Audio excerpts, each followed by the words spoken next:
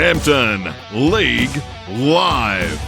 Welcome to your live coverage of the 3YBFM Hampton League Live Match of the Day, right here on Streamer, Australia's premier community sports streaming platform. The best coverage of local footy and netball on the Great South Coast starts now. For Warrnambool Nissan, Baitness Rural, McDonald's Warrnambool East and Central, Sungold Fresh Local Milk, and Harvey Norman Warrnambool. This is the 3YBFM Hampton League Live Match of the Day, live and free on Streamer.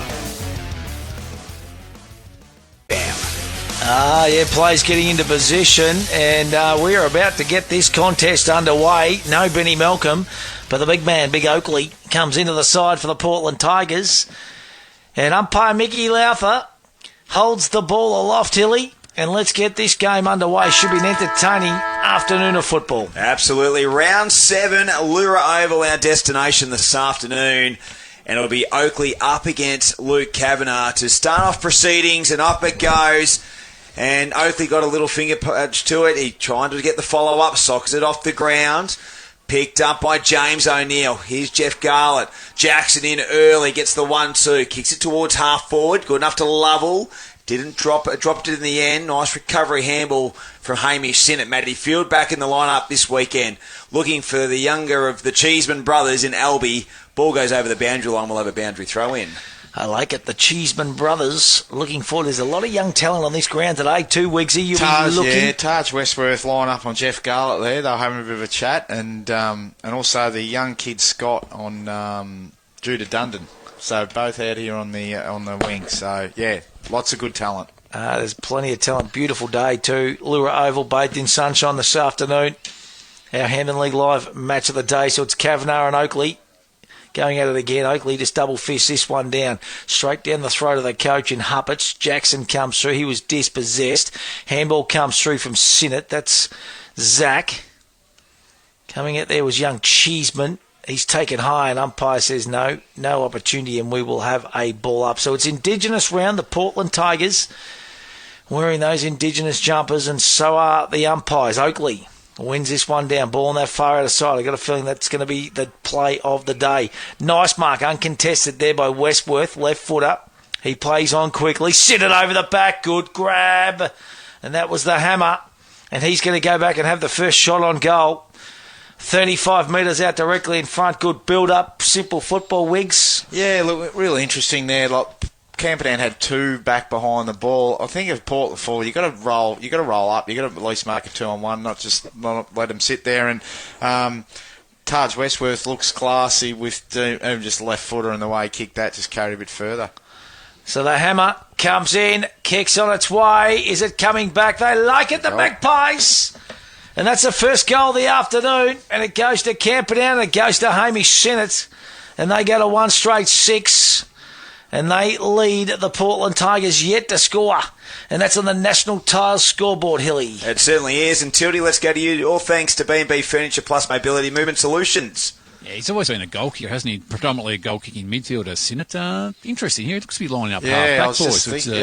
Maybe that's a different ploy to throw him up, take a little bit of pressure off him, maybe. I reckon him and Westworth lined up on Jeffy Gall at the start of the game, so just keep an eye on where he's moved into. So here we go, back in the ruck, and the tap down strong there by Oakley. The handball out from Huppets finds Scott, the new recruit. High up and under kick. Half forward, Westworth, the defensive punch. Josh Place gets the handball out.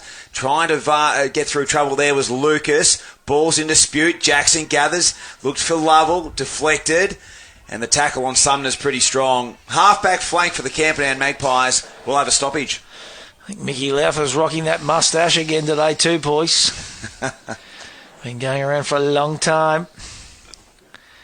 He's got a bit of that clinger look about him. It's the skinnier version. Good tap down that time by Oakley.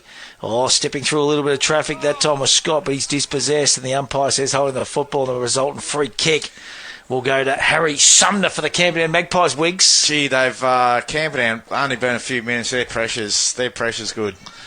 Pressures well and truly up. Scotty Carter, all thanks to B&B Furniture. It's a pretty intense game so far, isn't it? Yeah, as you expect early on. Just interesting matchup. Riley Arnold on Jake Wilson, giving away a fair bit of height and a bit of strength probably. But Yeah, Wilson's got a 3 on his own here at the moment. They can get the ball to him at the top of the goal square. Cody Jones got the resultant free kick, so chooses to go long and strong to the big man. Just carries a little bit. Big Jakey, can he gather? No, he can't. The Rock's there as well. He was dispossessed. There's Big Jakey. Oh, it's banging around and banging around that ball like a pinball machine, to be honest. No one can grab it. And Toby Jennings had no one on him there either. He was just sort of waltzed into the goal square, so they'll need to rectify that, Camperdown. Kavanagh, big fly over the top that time of Wilson. Handball comes out, left foot, snap on goal. Didn't travel the required distance, or has it? No, the umpire said, no, just give it to me, boys, and we are going to have a ball. That was Riley Arnold on the end of it, Hilly. Yeah, he's got a big job today on Jake Wilson, conceding some height, big Riley Arnold. So the ball will be thrown up. Kavanagh, Wilson tapped down straight to Charlie Lucas. Awkward bounce, but Sinnott did well. Left foot snap from Garlett. At goal, goes across the face, and a minor score, and that would have brought the house down here at the Lura Oval. So the first score for the Tigers, they go to one behind. They trail Camperdown, who's won straight 6. 5 minutes gone on the league contracting time clock, and you just can't give him that space right in front of goal, can you, Garlett? No, they'll have to. He's class. He doesn't need to touch it many times to have an impact. So the Rock, that raking left foot kick, but it's been marked uncontested in the end by the big man, Big Toby Oakley. Goes inboard to Jennings. Beautiful kick, unselfish. And Jennings, and this will test this wind out, I reckon, too, boys. I've just got a feeling, I reckon it might be a little bit breezy than we think out there. So Jennings about 40 metres out. Slide angle. So the Magpies won straight 6. Portland one behind 1 point. National Tile scoreboard. So Toby Jennings comes in, kicks on its way, pulls it to the left. I think it's gone straight out of bounds on the full. Yes, it has. And I reckon that breeze is going to play havoc all afternoon, as Riley Arnold Wiggs will get the resultant free kick. Yeah, could be out the other side of the ground a fair bit, boys. So good luck calling that. But I was about to say, boys, hate to be the bearer of bad news, but she's going to be over that side of the ground predominantly most of the day. So Hammer Sinnott kicks it long to get territory, but chopped off by Piergross. Have an opinion of this kid. Oakley's been busy early. Is he under 23? Yep. Switches the kick to Cade Lovell. He'll look for Jake Edwards. So Edwards now a good ball user inside forward 50, sharp the target. The Rock jumped in front. He gathers and he runs on. He gets the handball. Looking for Jones, just come on the ground. Jackson's did well. Handball's over the top, and they're happy to see it over the boundary line, the Magpies. And we'll have a boundary throw in. But some good body work there by Luke O'Neill. Yeah, look, really good. He's they haven't got many tall, solid defenders, but he tacks it really well. And like you said, he'll use his body. So boundary throw-in will occur on the paint of the 50-metre line. Oakley another hit out. As far as Dundon, hurried kick outside D50, but again Piergross just standing there and ready to control things as that spare man inside the centre square. He'll go short by a foot, just meets the distance. Look at the spread, boys, here. Look at the big push forward for Camperdown. Yeah, well, look, they're all between the centre circle and the Portland goals, so it makes it really difficult to go forward. And then can attack off the back of that. Walsh is lurking. Peters, if he sees him, might be able to spot him up. He goes deeper looking for Wilson. The fly from Jennings. Huppert's in the clinches. Looking for Jackson. May have been ripped off the footy. Zach Sinnott applying plenty of pressure at the top of the 50-metre line. Sumner gets the hurried kick. Only as far as Edwards for the Tigers. That's Josh. Paddling it forward there was Alec Thomas, and just again, Piergross will all by himself, and he'll try and clean it up for the Portland Tigers. So they play the floody Wigs, don't they? Camperdown, like they get back. Yep. They get back in numbers. So kick comes forward. Good mark that time. Mark that one down as a Peter Bolt's Bridgestone highlight of the day by Aidan Kennedy. Left footer, kicks forward, but getting back. There's that man, Piergross again. Like this kid, reads the ball very, very well. Goes looking for his coach. Kick just misses the target. Huppert's good enough to get it. Handball had to be good. It wasn't. Peters under pressure. Wrapped up going nowhere. Scotty Carter, they push back hard, Camperdown, and then they try and get that overlap football, kicking into space, moving forward. Yeah, it's interesting, isn't it, Stewie? It's going to be interesting to see how Portland deal with that throughout the day. So Oakley, Kavanagh going at it again. We're going to have another ball up. It's like a bit of it. Piergross is that goalkeeper virtually in Portland. So Camperdown have gone quickly forward, but they haven't got their numbers there because they're all back behind the ball. So if they can readjust that, it might be dangerous. Quick kick comes out now, sitting underneath it. It might have been Edwards. trying to draw a play now. Little chip kick goes to no one in particular, and in the end it was cut off. And that was Josh Place. So Place, I mean, this breeze is picking up. We're just blowing towards the Melbourne end now, Tilda. I don't know, it just seems to me that flag in front of us, the Indigenous flag, is blowing down that Melbourne end. So Camperdown kicking with that in this first quarter. Well, Camperdown won the toss, and that's the way they went, Stewie, so you might be right, mate. Yeah. It's pretty swirly down here. The dust. Geez, the cameramen, they're doing well today. They're copying it left, right and centre next door. And the boundary rider. Have a look at it. It is blowing a gale up here now. Oakley, down again. Handball comes out. That's Westworth. Huppets. There's Garlett. Geez, he's good. He just sells some candy, doesn't he? Beautiful kick. It spots up Jones. So Cody Jones, centre wing. He kicks out further afield. Wilson, this is where he's going to be hard to stop, the big man. Sharp's there, goes back to Wilson, wrapped up in a tackle. Coming through is Jennings. He gets it back further afield. Little chip kick over the top. It's a finger tipper. And that was Tommy Burns, who takes a mark, plays on quickly. And on the end of it, Jeffy Garlett. And Garlett will have a shot from the forward pocket. Tight angle. We've got a perfect angle of this. He's going to have to shoot for the right-hand goalpost. Tough. Super tough kick. He's been good. He's playing up a little bit higher and then drifting forward. If anyone can kick it, I reckon this bloke could. So Jeffy comes in, swings back, Jeffy! Gives a thumbs up to the boys downstairs.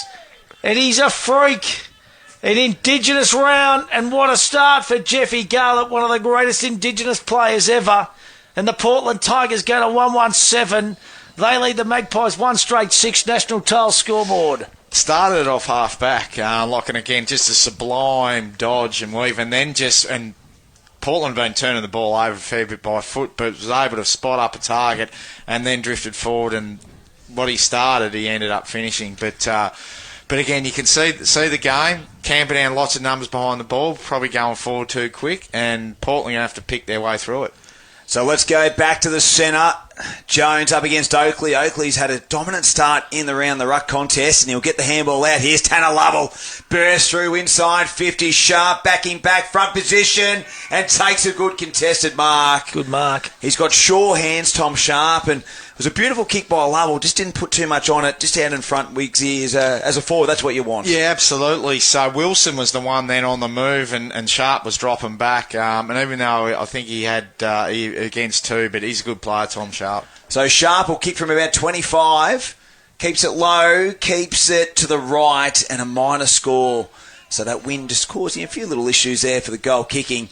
So it gives them a 2-point lead on the lead contracting time clock at 11 minutes. It's 1-2-8, leading Camperdown 1 straight 6, and that's all thanks to National Tiles. I reckon he's an important player, Tommy Sharp. I just reckon if he's up and about, it takes that little bit of pressure off Big Jakey Wilson too. He had a Magpie, so you can see that wind certainly playing a bit of havoc. So Charlie Lucas now gets a handball further afield to Cheeseman, who gets it further afield to Thompson. Thompson running, shot on goal, and look at that ball carry. So that wind's definitely favouring that end, boys, now. Gee, that was fast footy. They obviously identified that ball's travelling further, got it out the back of the zone, and they had nothing to kick to, but they just favoured to chain out and flick it through the hands. So, and yeah, that was like a Scud missile, that kick. I haven't seen much of Tarkin Love. He looks like he's playing full forward for Camperdown. Tell us a bit about Lovey. Wiggsy, you're coaching up here now. Sorry, I shouldn't say coaching. You're actually teaching up here now. Who's that? Sorry, mate. Tarkin Love. No, 36. No, he's a big boy. Kick comes forward. Here they go. The Magpies into a tackle. Just goes through, touched, rush through. He's got a bit of the Rene Kinks about him, the big fella. Same number too, I think, Stewie. I think he has got the same number as big Rene Kink. From Laura, wasn't he, Rene Kink, I think? Was he? Yeah, I think so. Yeah, was he? There you go. So there's a little task for you, Wiggs, to find out a little bit about Tarkin Love, the full forward. I'll do that, mate. Kick comes out now. It's Jakey Edwards. He gathers. Handball's further afield, but the Magpies got numbers. Sinnett's one of them. That's the hammer. Inboard to Dundon. Goes back to Arnold. Lucas, I should say. There's Edwards. He's wrapped up in a strong tackle. How will the umpire adjudicate this? He says no opportunity. And we will have a ball up. Smack bung on the 50-metre arc. It's 1-2-8 apiece here. National Tiles scoreboard. Hammer Sinnott looking dangerous early. Had a fair bit of the footy and given them some really good territory too. So half-forward line for the Camperdown Magpies. They try to get it out the Tigers through Oakley's handball errant. Luke O'Neill, the Rock, feeds it back, gets it to Bailey Thompson, sends it to centre half forward. Just too much on the kick for Sinnott. Oh, free kick for mine.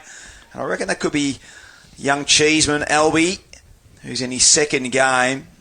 And he's wearing the number 29. So let's see what young Albie can do. Kicked his first goal last week against the Roosters in his first game.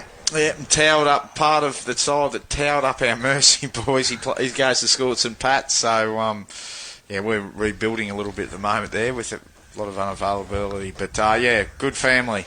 Absolutely. So Albie Cheeseman from 48 gives it everything, and Albie, has he done enough? No, he hasn't. He's pushed it to the left and a minor score, but it was good connection. So they take the lead again, the Magpies. They lead 139 to the Portland Tigers 128. That's on the National Tile scoreboard, and we've played just under 15 minutes in this first term. Well, let's go around the grounds. All thanks to Matt Cohire. Warrnambool taking on Cobden at the Reed Oval. Henry Robinson joining us for the first time in 2025. Henry, good afternoon, buddy. G'day, boys. How we going? We're the 11-minute mark of the first quarter. It's 1 goal apiece, and the goal kickers for Cobden is Josh Hickey, and Warrnambool is Luke Cody. Beautifully done, Henry. Great to have you back on board. North Warrnambool Eagles taking on the Koroit Saints. Skeeter Cannon, it's past plays day. Skeet, good afternoon to you, buddy. Yeah, g'day, Matty. How you going, mate? It's 21 minutes into the first quarter, and it's Koroit 139 leading North Warrnambool, 1 behind. Big start out there at Bushfield. Hamilton take on the South Warrnambool Roosters. Bobby Thomas covering this one on Hammond League Live this afternoon. Bobby, good afternoon. Good afternoon, boys. How are we all going? Sensational, mate. Score here about 5 minutes in. South 2 goals straight to Hamilton Kangaroos. No score at this stage. Beautifully done. That is around the grounds. All thanks to Matt Cohire. And, of course, the other game, Port Fairy, Tareemul. That doesn't start till 4:40, boys. And I reckon the South and Hamilton game might have had a bit of a later start because I think there was a bit of a ceremonial beginning with Indigenous round up at Melville Oval as well. But back here, it's the Magpies by a point. Albie Cheeseman did really well, looking for Zach Sinnott. Kicks it on the left boot, inside forward 50. Oh, he was looking for his brother, but just didn't read it best. And Jake Edwards takes the mark. He looks to bring it to the wing. Saunders is the man. Westworth backs back and looks to clean up on that left boot. Short kick over the top. Dundon territory. Too much in the end. But they did get the territory boundary throw and will occur 55 out. Tell us a little bit about Westworth, boys. So Westworth played up in the NTFL with Zach Sinnott. So Zach Sinnott's the conduit team getting him down to Camperdown. Good mover.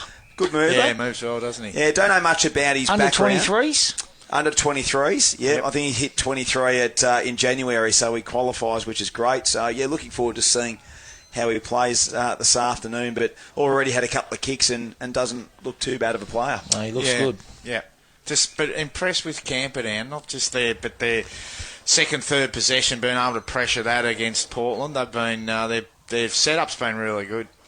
So the ruck work from Oakley not going anywhere. He's conceding size, Kavanagh, but he's working hard to just try and make that 50-50 battle. So 55 from the Magpies home. They lead by a point. 17 minutes gone. Lead contracting time clock. Gathering it there was Proctor. He went to give it to Jackson, and it goes over the boundary line. We'll head down to the boundary, all thanks to B&B Furniture Plus Mobility and Movement Solutions. Scott Tildecutter. Real bonus for Portland, the ability to lose Ben Malcolm from the side and replace him with someone like Oakley. I think he's a quality player, Oakley, and I think that the two of them will be a really powerful force for Portland throughout the season once Malcolm gets back in the side. It's interesting because they've played Malcolm solo throughout the year, but I reckon he needs a little bit of a chop out, to be honest. I agree, Stewie. That was eventually going to catch up with him if they had kept going down that path. Yeah, and he does. He moves well. I've seen him playing the twos a couple of times, Oakley, and he goes all right. Don't worry. He's got some skill and some class about him. So ball goes out of bounds. Resultant free kick is going to go to Darcy Campbell for the Portland Tigers. Deep in defensive 50. So we've ticked over 18 minutes on the league contracting time clock. It's 139 Camperdown, 128 the Tigers. Portland want to bring the ball out this side of the ground. I don't mind that. As I say that, they switch. Cut off. That was good. They was looking for Huppets. And that's young Albie Cheeseman again, who's looking dangerous. Got the little mullet as well, little Albie. Has he? Good little mover, this young fella. So he's going to have a shot, 35 out, win straight up his backside effectively. Left-hand goalpost. Let it do its thing. So it comes in. Cheeseman. Kick. Strikes it well. They like it behind the goal. So do the kids. And it is a goal. So LB Cheeseman slots the second of the afternoon for the Camperdown Magpies. And they get a 2-3-15. Portland 1-2-8 national tail scoreboard. Yeah, it's interesting. Portland, we were talking about them, and we saw them a couple of weeks ago and really looked at their field kicking as being really sharp. Harder though, like it's windier today. That one was caused by bringing it like a really risky kick, and obviously teams want the corridor when it's on. But I reckon Camperdown are sweating on that a little bit, and they're playing the game in their front half. Camperdown, they're able to generate turnovers before it's getting over halfway. So good on them. Uncle Andrew, love that one from Albie. He's your neighbour across the road. Matthew, forward 50 entrance for the Tigers. Jackson leading the charge. Looks to screw it around on the left boot, but just not enough, and kicks about on the full. And again, their pressure's good. They're pushing them to the boundaries and making them earn those kicks and forcing them to try and kick it back inboard. So Place with a free kick for the Magpies. 7-point margin, 20 minutes gone first term. Kicks it long down the line. Oakley's going to be there. The big fly from Kavanagh was huge. Sumner looking to trap the football. Keeps his feet and did well. Now he gets the handball out. Good one in the end. And they go to chain of handballs. Here's Thomas inside forward 50. Bailey Thompson all by himself. Well, we went to play on. Well, he's going to bring the handball over to Dundon. Has to play on the end. But it didn't matter anyway because he's kicked the goal. And the Magpies are looking very slick here at the Lura Oval. Bailey Thompson with his first. And a bit indecisive tilt, but Wiggs, but it worked out his way. Well, again, that started back pocket, long kick carried over that. Harry Sumner, some really good hands, but they're sort of looking dangerous running in waves, and that time they were able to get back into their forward line. And it just went that fast from one end to the other, gave really the Portland defenders no opportunity. So, like the way Camperdown are structuring the game up, when Portland are going slow, they get numbers back, and then they're sort of slingshotting, because there's a lot of numbers are slingshotting the ball over the back. Yeah, it's a different little brand. I don't mind it. So Angus Gordon goes into the ruck this time against Oakley. 0-0 draw, Stacks on the mill. Harpets is in there as well for the Portland Tigers. So all of a sudden, out to a 13-point lead here. Camperdown Magpies. 21.5 minutes gone, first term action. Gathered. Handball comes out further afield. Little chip kick goes and finds Jackson. Good grab in the end. Jackson wanted to play on. Looking for Wilson. Comes out the big man. Left foot snap around the body. Bouncing football goes through for a minor score. Daniel Jackson's an interesting one. One of Maskell playing in the midfield. All of a sudden, with their sort of midfield depth, he isn't playing there a lot. So, certainly not starting there. So, it's where would you use him, Wicks? Well, I don't know. You just wonder whether, you look at Bailey Smith, didn't play midfield for the Bulldogs, and that's why, not that he's going to leave, but it'd be interesting in terms of just what his plans will be or Portland's plans for him going forward. I'm actually going to be interested because I reckon the Magpies kicking with a couple of goal breeze in this quarter. I'm going to be interested to see how they set up in this second term. Are they going to flood right back and then still try that slingshot game? It's an intriguing match so far, Tildy Carter, isn't it? It's an interesting, different style of game to what we're used to seeing, boys. I just wonder if the style of footy that Magpies are playing has a little bit to do with maybe, no disrespect to the key forwards at the moment, without, a couple of name key forwards. They're pushing back and then trying to get out the back of sides, running numbers. Yeah, fair call. I think, obviously, we've seen Sam Gordon down there for a number of years and not there at the moment, but look at the numbers back behind the ball here in that defensive 50. So Huppert will gather, looks to break the line, inside 50, pocket, over the head of Wilson. Ready at best was Riley Arnold. So Arnold now will go across the face of the goal square. Short kick to O'Neill. Wasn't effective, but he's got a little bit of time to move it on. Dundon's the man, pushing the back, and a free kick's going to go to the Magpies. So they're defending well, the Magpies, that bit of time and space, and they're doing okay. So Dundon, he'll look to bring it back to the broadcast side. Takes a bounce. He's got Zach Sinnott. He will just go long, and that's a beautiful kick. So Sinnott's got some space. He's got further down the ground. He's got some teammates, and he's found Angus Gordon. And they run hard to the next contest. He'll go centre the kick. It has to be spot on, and that's a good one.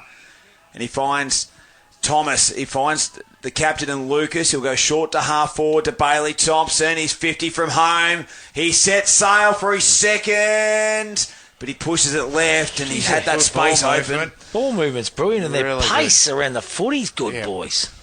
Especially with the conditions. They're definitely handling the conditions better than Portland. Like you said, those Stewie, be interesting. We'll reassess at half-time, but gee, they've been impressive. Well, and they work hard for each other, that is for sure. The Portland Tigers, they have got a game on their hands here this afternoon, that is for sure. If they didn't think it coming here, they know it now. 3-4-22 Magpies, 1-3-9. Magpies kicking with a couple of goal breeze, you would imagine, in this first quarter. 24 and a half minutes gone on the time clock. High up and under. They're going to call it back. No, they're not. Oakley's in there. Could have been taken without the football. He's playing well, Toby Oakley. Free kick's going to go. And I reckon it might be Lovell this time for holding off the football. So a little short kick further afield. That's Joshy Edwards. So Edwards, and you can just see, they just get the numbers back to Magpies. So they go and try and pull the trigger again, and the turnover. Now it's Sinnott. It's the hammer. He's looking for his second of the first quarter. The hammer goes. Bang, but just misses to the left again. Just missed opportunities. What is it? 3 goals, 5 goals, 3 or something like that, or 6 goals, 2. You just wonder whether it's going to come back and haunt them a little bit. They've all been kickable, 2 boys to be honest. But it's a tricky breeze this afternoon. So ball now, defensive 50. So Portland all of a sudden just look a little bit flat-footed for mine. Oakley sits underneath it. Handball comes through from Jennings. Over the top, he's got a runner. Further afield to Sharp. Sharp's got plenty of run and carry here now. Good build-up here through Burns, but the kick just not good. Misses the target and getting back. Last on defence, Riley Arnold for the Camperdown Magpies. So Lucas couldn't quite take the mark in the end. Gets the recovery handball to Dundon, who works it to Zach Sinnott. Sidesteps and does it beautifully. Little chip kick over the top, and here they go. Hamish Sinnott, who's been dangerous. Gets it back to his brother and Zach. Half forward line. Kept the ball alive with a big handball inside forward 50. The Tigers defence through Proctor, just looking to hold things up. And we'll have a stoppage inside forward 50. But, geez, they're moving the ball from back 50 to forward 50 with pretty much a lot of these, aren't they? Yeah, and I love it how they look in corridor. And they'll take that corridor kick and you sort of hold your breath. But it's working out for them pretty well at the moment. And on the flip side, when Portland have taken that corridor kick, it's turned over, hasn't it? Yeah, it has been. Yeah. Hey, let's go around the grounds. All thanks to Matco High, Tractor Smith, Timmy Ludeman and the team. We're going to go up to the Reed Oval. Warrnambool v Cobden, Henry Robertson. What's the latest, Hen? 23-minute mark of the first quarter, mate. It's Warrnambool 2 goals straight 12, leading Cobden 1-1-7. And the goal kickers, Luke Cody's 2 for Warrnambool and Josh Hickey 1. Geez, Cody's continuing that good form. Nice mark there by Piergross too for the Portland Tigers. North Warrnambool v Koroyd. Skeeter Cannon, what's the latest at Bushfield, buddy? Yeah, it's quarter time here, Matty, and it's North Warrnambool 3-1-19, leading Koroyd 2-3-15. Beautifully done, Skeet. Hamilton v South Warrnambool, Melville Oval. Bobby Thomas, what's the latest, mate? The latest here, these guys is South 3 goals, 1-19. Kangaroos yet to worry the scoreboard. So Roosters off to a flyer up there. That is around the grounds, all thanks to Matco Hire. And here the Tigers go across half back. They're having to squeeze the kick, and it made Wilson really stretch. So they've been pushed along the boundary line. Wiggs finding it hard to get back into the corridor. Well, the other thing, that was 4 Camperdown in their forward 50 for Portland and 1 Portland player. Here comes Sharp, sidestep taken high. The umpire's deemed, so Sharp will give the opportunity for the Tigers to get a much-needed goal 20 metres out, almost directly in front. Yeah, look, it's been interesting. Portland have got more numbers probably between the 50s. Camperdown have always got numbers of whether it's a stoppage or playing general behind the ball. But then when Camperdown go quickly into their forward 50, they're either equal numbers or maybe even an outnumber. Here he comes, Walsh. Was Sharp. And Sharp kicks the goal. A much-needed one here for the Portland Tigers. And they go to 2-3-15. They trail Camperdown, who are 3-5-23. 28 minutes gone. Much important goal there, Tildy. Yeah, well, considering he missed his previous shot at goal, Sharp. So, the Camperdown have done a lot of hard work and probably, 8 points up, kicking with maybe a 1-2 goal breeze, the way it's swung around at the moment. Portland probably reasonably happy with the situation at the moment. Yeah, and they've turned it over a lot, Portland. They have. They've had marks, intercept marks taken against them, kicked out of bounds in the full a couple of times. So really putting their defenders under pressure. I like Camperdown on the change-up. They can make you pay. They've got good ball movement. Here goes Portland, though, through Big Toby Oakley. So another centre clearance to the Portland Tigers on the end of it. Jeffy Garlett, I reckon, going to test him distance-wise into this breeze. He's about 40 out, going to kick from just inside 50. Crimps a little bit of ground. Strikes it all right. Distance actually wasn't too bad in the end. And just misses to the right. So the Portland Tigers, they got a 2-4-16. Camperdown 3-5-23. National Tiles scoreboard. It's going to be the Rock. Lukey O'Neill. Left foot kick. Spots up a teammate. A little bit edgy there was Riley Arnold, but he pulls it in. Arnold. Happy to go down the corridor. Geez, that's a nice kick. Spots up Charlie Lucas. Lucas wants to play on and move the ball quickly. Skews it off the side. Getting back there was Proctor. Clearing kick. So running onto the football now. Might have been Jackie Walsh. Yes, it was. Taken. Ran too far. Umpire Mickey Lowther says, and the resultant free kick will go to this man, young Taji Westworth. Been impressed with him in this first quarter to Zach Sinnott. So Sinnott, left half back. We're on the, nearing quarter time here at the Lura Oval, where it's been a quarter by Camperdown, who've certainly had that dominance through the field. He'll go long down the line. The fly from Kavanagh, approached it well. Walsh just fell into his lap. Indecisive of where he wants to go. He wants to go backwards to go forwards, and he makes Piergross stretch. So Piergross has been one of the better performers for the Tigers. Probably one of their leading stat getters too. He's had a lot of the footy. The big centre half back goes down the line, spears the pass into Walsh, but numbers favouring Camperdown. And if it gets into the hands of Sinnott, they likes to break the lines, but it comes out instead to Saunders for the Tigers. Brings it towards half forward. Too much out on the kick, and it goes right out of bounds on the Fulham. We'll have a free kick. Tildy, let's go to you all thanks to B&B Furniture. Yeah, I know Portland want to play the up-tempo type of footy and use the corridor and take it on, but there's just times you just got to take your medicine and just kick long down the line, take some territory at times. They're really well set up, Camperdown at times. So kick comes down now. Good mark. Piergross put that one down. Peter Bolsh, Bridgestone Holiday contender. Good play, this bloke. Very good. He's taken a few intercept marks already in this first quarter. Brant John Deere, no fear. I reckon the siren's going to go. There it is, right on cue. It's right next door to us here at Camperdown's Lura Oval. Big Goober Teal pushing the buttons there this afternoon. And the Magpies at quarter time, 3-5-23. They lead Portland 2-4-16. An entertaining first quarter of football there, boys. Yeah, look, absolutely. It was Camperdown again. First time I know I've seen them this year, but they were super impressive. Numbers around the contest and numbers behind the ball, like at every stoppage.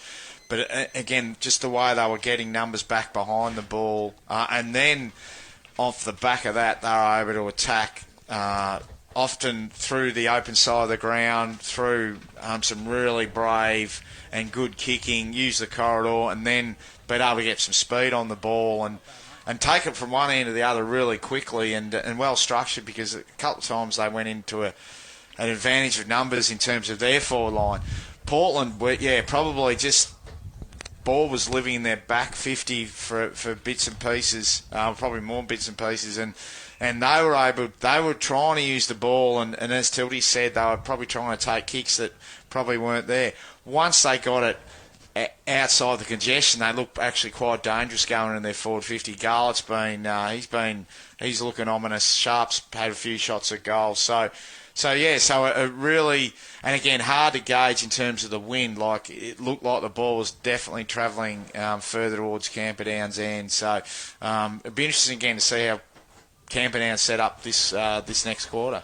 Absolutely, a really entertaining, couple of different styles of footy. I really loved the ball movement of Camperdown when the ball turned over. They work really hard for each other. Portland will be kicking with a breeze in this second term. So it's a 7-point lead to the Camperdown Magpies here at quarter time. We're going to take a break on your home of football, Netball 94.5, 3YB FM.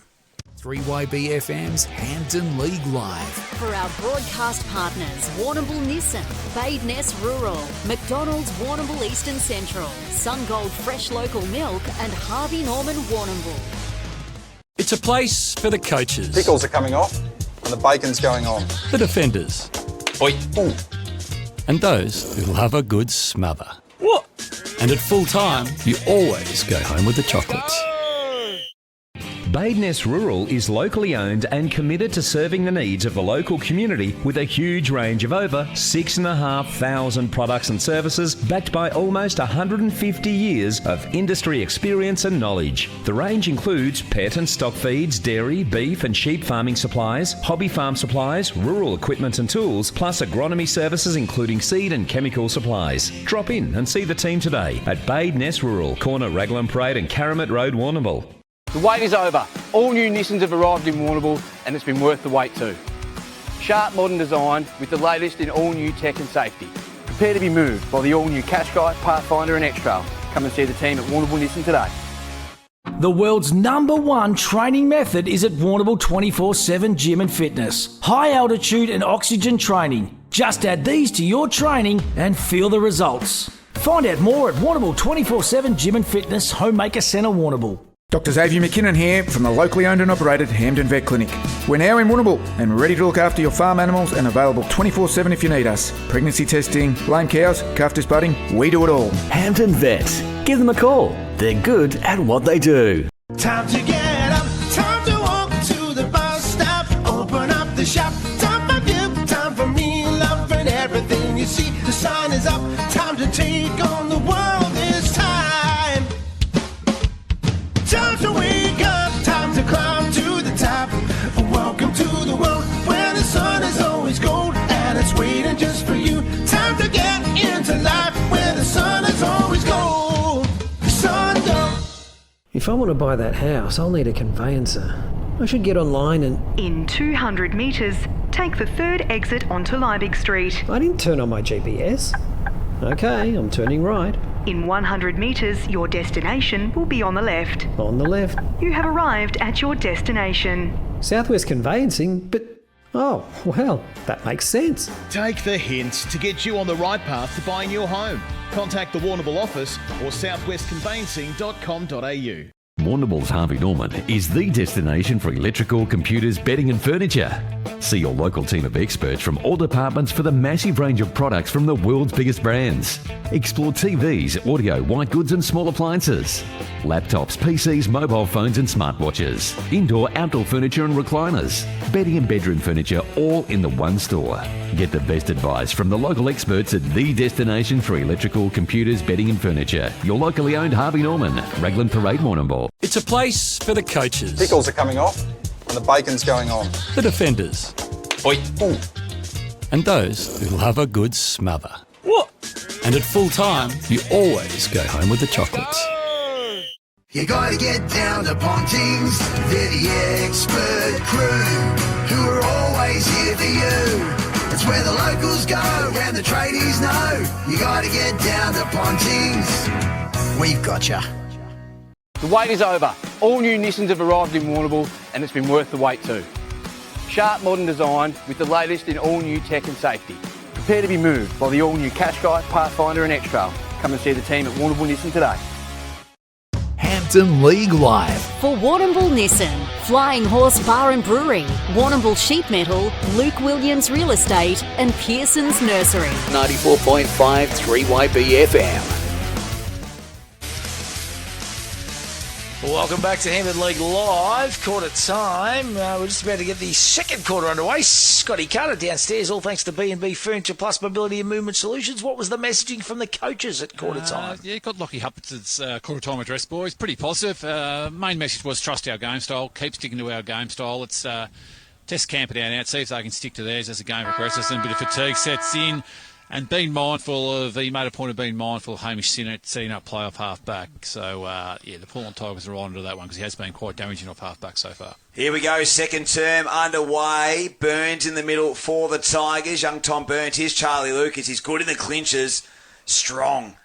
And he's all wrapped up. We'll go for a secondary throw up just outside the centre circle. So a 7-point margin in favour of the Camperdown Magpies at quarter time. Front position was Oakley, gathered by Huppets, gets it to Oakley and bangs it on the boot to centre half forward. And Place reads it best, just peeled off his opponent and took their nice easy chest mark. So he's a true centre-half back.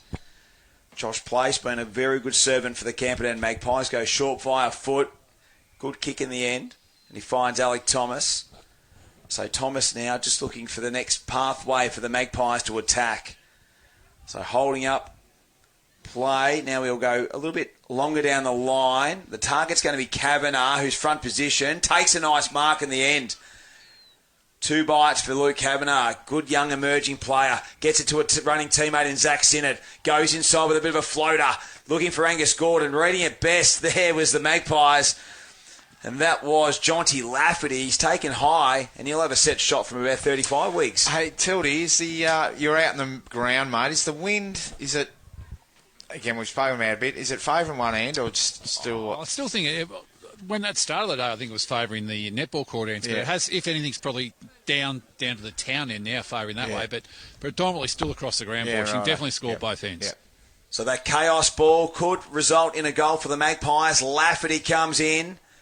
It's going to land a little bit short, and it goes to the right of the stick, and a minor score for the Magpies. So they've had some scoring opportunities. They've kicked 3 goals, 6 this afternoon. That takes them to 24. They lead by 8 points as we're nearing 2 minutes in this second term, all thanks to the National Tile scoreboard. So, Portland Tigers, it's going to be Jay Moody, who's playing across half back in season 2025. Big kick too. Westworth comes through. Good gather there. Jackson into a bit of space now. Now they've got a bit of Pagan's panic happening. Wilson's a target. Just goes through his mitts. Jeffy's lurking. Couldn't get the handball further afield. Umpire said it's a throw. And the resultant free kick will go to Lukey O'Neill, the Rock. He's rock solid in defence. Beautiful kick at the Dundon. Bouncing football, just bounced in front of him. Handball over the top. Has it gone out of bounds? Yes, it has. I think both sides are going to, when they're kicking in from the netball court and like Jay Moody, then that nearly certainly went to the centre square. So they'll just try and get it over the back, both sides, and they went really quickly then, Portland, into their forward 50. I think if you can isolate Big Jakey Wilson one out, get the ball into him quickly, that's when he's very, very dangerous. Him and Tommy Sharp. Could have been a push in the back there. Umpire says play on. Seen a lot of recruits, Scott, here, boys, for Portland. Finding his feet on that wing. Yep. Him and Judah Dundon. Oakley's been good in the ruck for Tigers. Up against Kavanagh. Flicks it over the back on Q Oakley. Harpits, he's our man Scott. Sells a bit of candy. That was clever. Kicks further afield into the pocket. Going back, taking a nice mark though. Might have been Arnold, I think. Squares it up to Lucas Charlie. He kicks out further afield to the hammer. Hamish Sinnott. Sinnott goes further afield there to Field. So they like to chip the ball around. Inboard to Zach Sinnott now. They just build their football up here. So Zach Sinnott kicks a little bit longer. Piergross, nearly another uncontested mark. Been brilliant to Jennings. Back to Piergross. Off one step. Goes inboard now. Bouncing football. Jackson. Westworth just fists it forward. Coming through there was Sumner. Taken high or without the football. It's going to go to the Portland Tigers and the free kick Good this attack time. on the ball though by Sumner then. That was impressive. Free kick will go to Darcy Campbell, who goes further afield. Portland got some numbers here. Scott's one of them. So all of a sudden, a couple of quick touches. Kick though, misses the target again and taking an uncontested mark there was Riley Arnold. Probably the two differences between the two sides, Wicks, is when they've got the footy, they're probably not as efficient by foot. The Tigers, where the Magpies, when they are moving. Camperdown, yeah. Portland have turned it over the last, certainly probably 2 or 3 times inside their forward 50. But Camperdown are using the ball generally really well and much better. Looks to square up the kick with a check side was Thompson, but a nice ready mark there was Jay Moody. Looks fit, doesn't he, Moody? Yeah, he's had a good start to the year. Obviously missed a couple of weeks due to that ankle injury. Sustained, I think it was about round 3, but he's been playing some good footy. He looks to play on, has to sort of keep with a bit of pressure. Touch play on's the call. And I reckon we'll have a stoppage on that outer side wing. Do you reckon at some stage, boys, I know Moody's playing cross half back, but he's such a prolific goal kicker. You know, they do go to Big Jakey Wilson a lot. You know, like does Moody give him another little string to the bow down there? Look, possibly. You'd think if their forward line didn't have the small players, but again with Curtis and even some of the guys they've brought in, I think I don't think you're going to be seeing that too much. I mean, they've still got, down there, they've got Wilson, Sharp and Gull. They've got 3 class forwards, haven't they? Yeah. And then probably your resting midfielders too, whether it's a Tanner Lovell or a Jennings or anything. So they've still got that firepower down there. So almost 6 minutes has ticked over this second term. 8 points the margin in favour of the Camperdown Magpies. Ball's on true centre wing. High boundary throw in. Front position, Kavanagh caused a contest. It comes back to Scott. He'll go short via foot, just being a little bit too heavy kicking with his foot skills. But running Tanner Lovell gets to it, fends off, goes inside, forward 50, Garland at the back flies. Just didn't get it in the end. They've got numbers here, the Magpies. Arnold's there, Fields there as well. The Tigers just slipping at the last little moment there. Tackle there on Sinnott. And he looks to create to Westworth. Westworth's tackled. Handball's over the boundary line. And we'll have a boundary thrown inside forward 50. Some good pressure there by the forwards of the Tigers. Yeah, it looked terrific. At least it didn't sort of... Because the last 3 or 4 entries have just been... They've kicked it in there. And it's just come straight back out, and Camperdown have been marking it, but they're able to generate a stoppage. So boundary throw in, it's on the 50-metre arc here. Coming through there is Wilson, dispossessed, Sinnott to Field, further afield to Cheeseman, being good little Alfie or Albie. Been dangerous. So now it's just a little bit stagnated. So the long kick down the line. Uncontested mark in the end. And that was Aidan Canady. Good left footer, this kid. Represented Australia in netball as well. Yep. Good footballer. This little kick goes further afield to Angus Gordon. So they just run in droves now, the Magpies. So Gordon told to play on. He kicks out further afield. Love's going to fly from the back. Goes through his hands. The ball goes out of bounds. And we're going to have a ball up. So 3-6-24. That's Camperdown. 2-4-16, the Portland Tigers. And that is on the National Tiles scoreboard. Certainly is, Matthew. National Tiles. Terry Becks and the team. And Raglan, Parade and Warner boundary throw in forward pocket. Magpies. Jones did well. Got it moving forward. The handball from Peters to Edwards is good, and now they can run through Tanner Lovell. Takes a bounce. He'll draw the player and Scott over the top. Now where's his next two? He goes back to Lovell. Lovell loves to burst away, gets it back to Scott. Takes a bounce on that outer side wing. Now his kicking has to be good here. It's going to be chopped off almost. No, play on. Here the Tigers can go if they can get a clean bit of footy. Wilson at the half-forward line, unable to get it out. And we'll have a throw up. Scott gets the footy, but just probably hasn't quite hit the target yet. Yeah, look, it's probably been execution, but also numbers. Like he's trying to kick it to a 1-on-2, and just looking at that stoppage, then a lot more Camperdown behind the ball. So Portland have to probably readjust, I think, a little bit. Maybe push some more numbers forward for him. Sumner will go out wide looking for Albie Cheeseman. Sidesteps, just like his old man did back in the 2000s. Kicks it forward. Moody attacks the football. Gathered by Love. He's a big unit. Got the handball out. Now they go through Cheeseman. Here's Kennedy on the left boot. Squeezes a kick just inside forward 50. Boundary line will beat them all. And we'll have a throw in about 30 round from the Magpies goal. Tildy Carter, all thanks to B&B Furniture Plus Mobility. What's happening downstairs, big boy? Don't mind the look of the Scott boys. I reckon he's going to turn into a good player. I think he was a bit unlucky there. That one was going to Wilson. It was a courageous play by the Camperdown half-back, getting in and filling the hole. So, yeah, he's working his way into the game pretty well. Oakley and Jones go at it. Here goes Jackson. His kick was smothered. Again, driven into the ground. Let's go around the grounds. All thanks to Matt Cohire and the Reed Oval. Warrnambool taking on Cobden. Henry Robinson, what's the latest, Henry? Not a lot happened, boys, since quarter time. We're 3-2-20 Warrnambool to Cobden 2-2-14. Beautifully done. Skeeter Cannon out of Bushfield. Eagles taking on Keroit. What's the latest out there, buddy? Yeah, Matty, we're about 16 minutes into the second quarter. I reckon the scoreboard's wrong. I reckon they give Keroit a goal when it was a point. So North Warrnambool 5-4-34, and I'm pretty sure Keroit are 2-5-17. Beautifully done, Skeet. Bobby Thomas, South Warrnambool taking on the Hamilton Kangaroos at Melville Oval. What's the latest, Bobby? Yeah, just 3 minutes into the second quarter. Warrnambool 4-1. I can't really read the scoreboard. We only got man-made ones. The electronic ones buggered up, so it's 31 points to 0 at this stage. Roosters off to an absolute flyer there, Bobby. That is around the grounds, all thanks to Matt Kohaya. And all results probably going the way we're thinking at the moment, boys.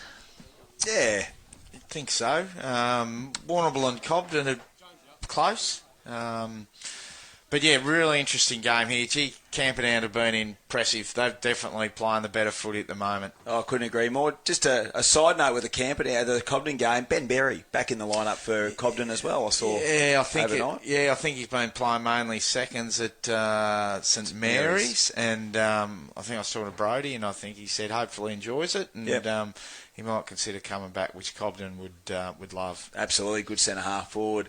Boundary throw in 55 out from the Magpies goal. They sort of need one here, the Tigers. They just feel like Camperdown's just leading the charge in general play. Great reading there by Zach Sinnott. Looks to square up with the left boot, but Piergross, there's been a real rock at Gibraltar in that defensive half, kicks it out in the territory of Walsh. He dropped it. Thompson looks to keep it moving, gets the free kick. He sort of bent over and got a little bit of high contact.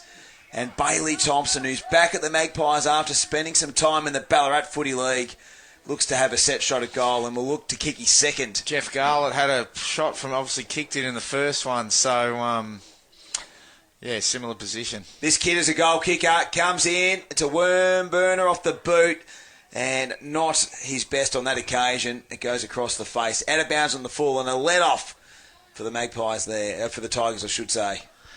Not doing any real attacking now here, Portland, are they, with this breeze in this second term? So here goes Moody, deep in defensive 50. He's got Proctor short, but they're very stagnated. Magpies getting good numbers back. What are they going to do now? They can square it up again, or do they pull the trigger down that corridor? So it goes back to Moody. That's where they want to get some run and carry with the football. Not a best, though, not a good kick that time. It's a floater. Lovell, he gets it further on to Edwards. Edwards kicks. That's the kick that's been letting them down. They're just missing targets. He's playing well place. He's playing well. Kick had to be good. Does and is to the rock. Right foot kick this time. His kick's got to be good. Sinnott goes back with it. Handball comes up. Portland got numbers around this. Oakley back to Piergross. Jeez, he's playing a game. He spots up a nice teammate in Jakey Edwards. Goes further afield. Just pull the trigger, and they just turn it over here. And the Magpies get another chance, but wrapped up in a strong tackle, holding the football, and the free kick will go to Daniel Jackson. He's got a running player out wide, which is Tommy Burns, or no, it might be Walsh. Walsh goes further afield. Once again, the kick misses the target. Umpire says play on. I thought that was a mark. Jakey Edwards swings onto the left foot, bouncing football. Jeffy lets it go through. Goal from nothing. And that is not what Camperdown needed. I thought it might have been a little bit stiff there, to be honest. I thought it was a good mark across half back. Or at least an arm chop of the arms. But that was probably almost against the run of play. They were really set up well, Camperdown, and then some turnovers either way in the middle of the ground. But Portland's kicking in their forward 50. I'm not sure about how many marks. They haven't taken a lot, certainly this quarter. And that was Jake Wilson, left foot snap. It was a floating kick. So Jakey Wilson salutes for the Portland Tigers. But it's just that kick into the forward 50 that's letting Portland down for mine. But they go to 3-4-22 nonetheless. They trail the Camperdown Magpies 3-6-24. That's on the national tile scoreboard. Ball back in the centre with umpire Mickey Lowther. They're wearing the Indigenous shirts, the umpires, and they look absolutely sensational. Not a clear tap down. Jackson in the middle, busily around the contest. Oakley just trying to move it forward, but he's wrapped up there by Jones. And we'll have a stoppage once again. So it's a 2-point ball game, but you just feel like in general play, the Magpies have probably controlled things. So they go up again. Jones with the tap down. Oakley chases up. He's been busy. Sidesteps and he's wrapped up by Thomas and he just didn't get out in time. Lafferty inside, forward 50. Kavanagh forward. Approached really well at the football. Here's Edwards. Cheeseman out of the pack towards the square. Oh, nice mark on the last line of defence there by Jay Moody. And Moody took a really important mark for Portland. So he was a bit indecisive of which way he wants to go, and he still is. He's going to have to take a bounce because I reckon he'll nearly run his meterage. Gets it to Huppets, side steps and gets it to Proctor. He'll go short in the corridor. Kick to Lovell's good. Over the top they go. Well, the handball to Jennings wasn't great, but Jennings is so clever to catch and get it moving again. He's so good at that caper. Ball hits the ground. Jackson over the top. They get a bit of running game through Jones. Inside 50. Garland on the lead. Doesn't take the mark. Recovers. Has a shot at goal. And it goes for a minor score. But it was a better bit of passage to play, Wiggs. Yeah, they were overly clean. Mate, probably, again, handball. But it worked for them. And then Ober get it in there quickly and dangerous. So that's probably more, again, they just haven't been clean. And that last kick inside their forward 50 has been probably not great this quarter for them.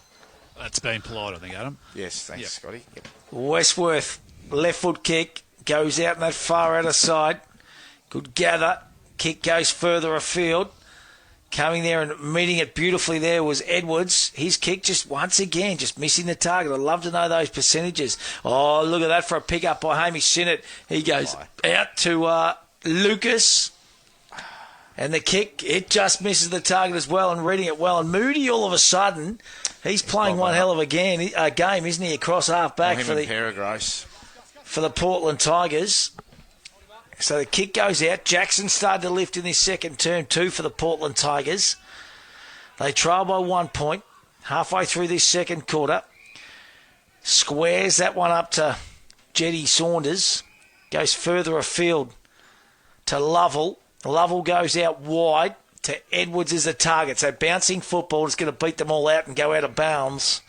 So it's just a game of errors at the moment. I think the win's tricky, boys, isn't it? Just affecting the skills, and the skill errors have been high. Yeah, absolutely. Probably more skill errors, though, from Portland than Camperdown. So they probably Camperdown have controlled, but able to get consecutive, certainly kick marks put together, whereas Portland, again, have been a bit ball hit the ground and then get a couple ball hit the ground. So they can tie it. Probably in the last few minutes, they've maybe looked a little bit better, Hilly. Yeah, agree.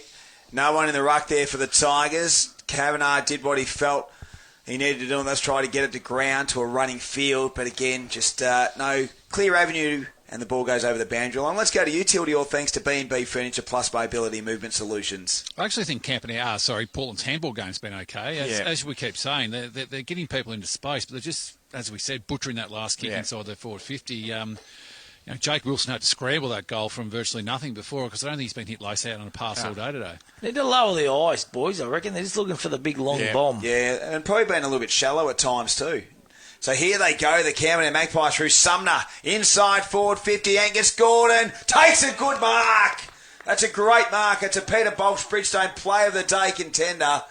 He kept his eyes on the football, he led hard and he was strong with his hands. And that was a beautiful kick in the end too, just opened space and allowed him to jump at it. As soon as they were able to chain out of that stoppage and they were running at the Portland defenders, that was advantage then Camperdown because they were over that. All of a sudden out the back was where the space was, and the Portland defenders then were caught in the wrong position, but not their fault. Looking for his first goal of the afternoon, Angus Gordon. No, he thought he'd done enough, but just squeezed it right. And a minor score. So they go to 3-7. They lead by 2, 3-7-25 to 3-5-23. 19 minutes is ticked over.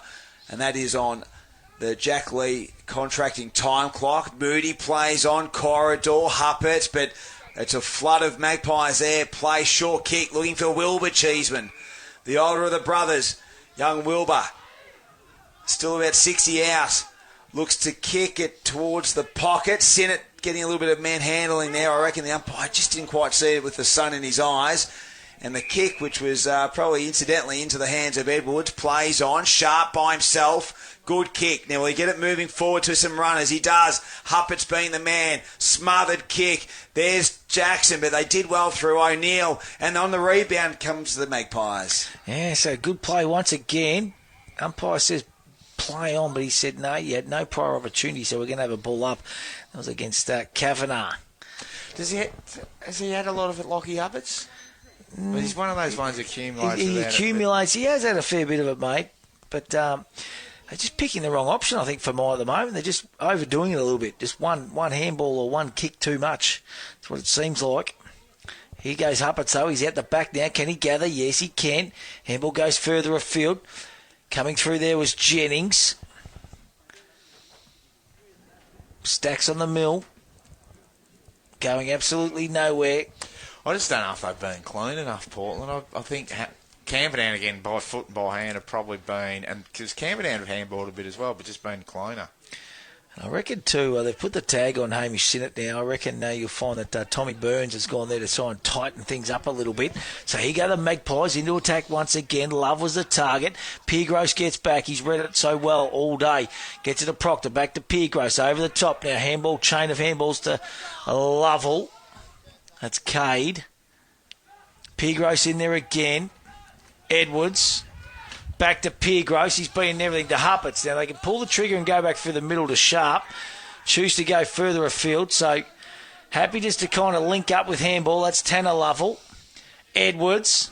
Once again, one too many, boys. I reckon they're just overdoing it. They overpossess the football. And I think big Jakey Wilson singing, come on, just get it down to me, boys. Free kick's been plucked out here. It's funny, I think I said pre-game, you can't over-handball it. That was over-handball on it. Yeah, so definitely. I stand to be corrected. They like sharing it, but I just reckon there's one or two too many at the moment. They're squeezing them to the boundary line too. They're just not giving them much space to get a bit of width and get inside the corridor, are they? No.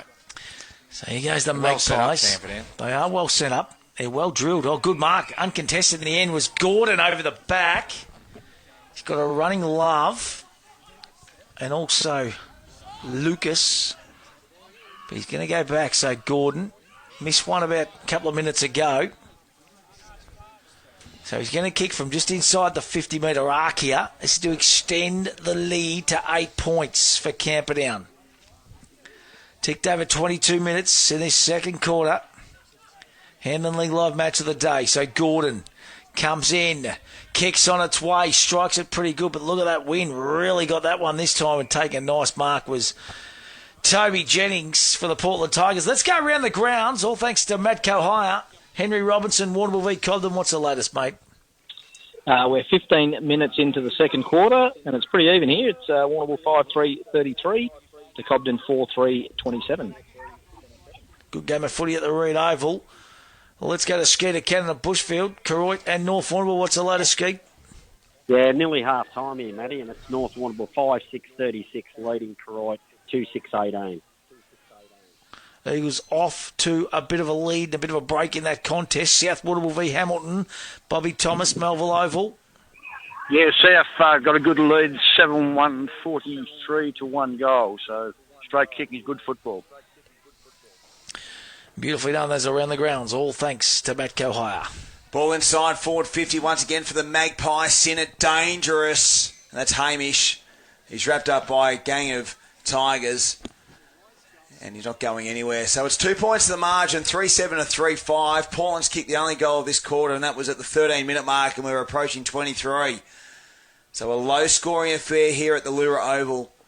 And again, Sinnott not going anywhere. He's been busy. He's been one of the best for the Magpies. That is for sure. So umpire has the ball in hand. Throws it up nice and high. Oakley back on the ground. Moody got the handball out looking for Lovell. And Lovell now looks to get it moving down the field to Richardson, who takes a nice mark. So still between half-back and wing. So Richardson looks to play on.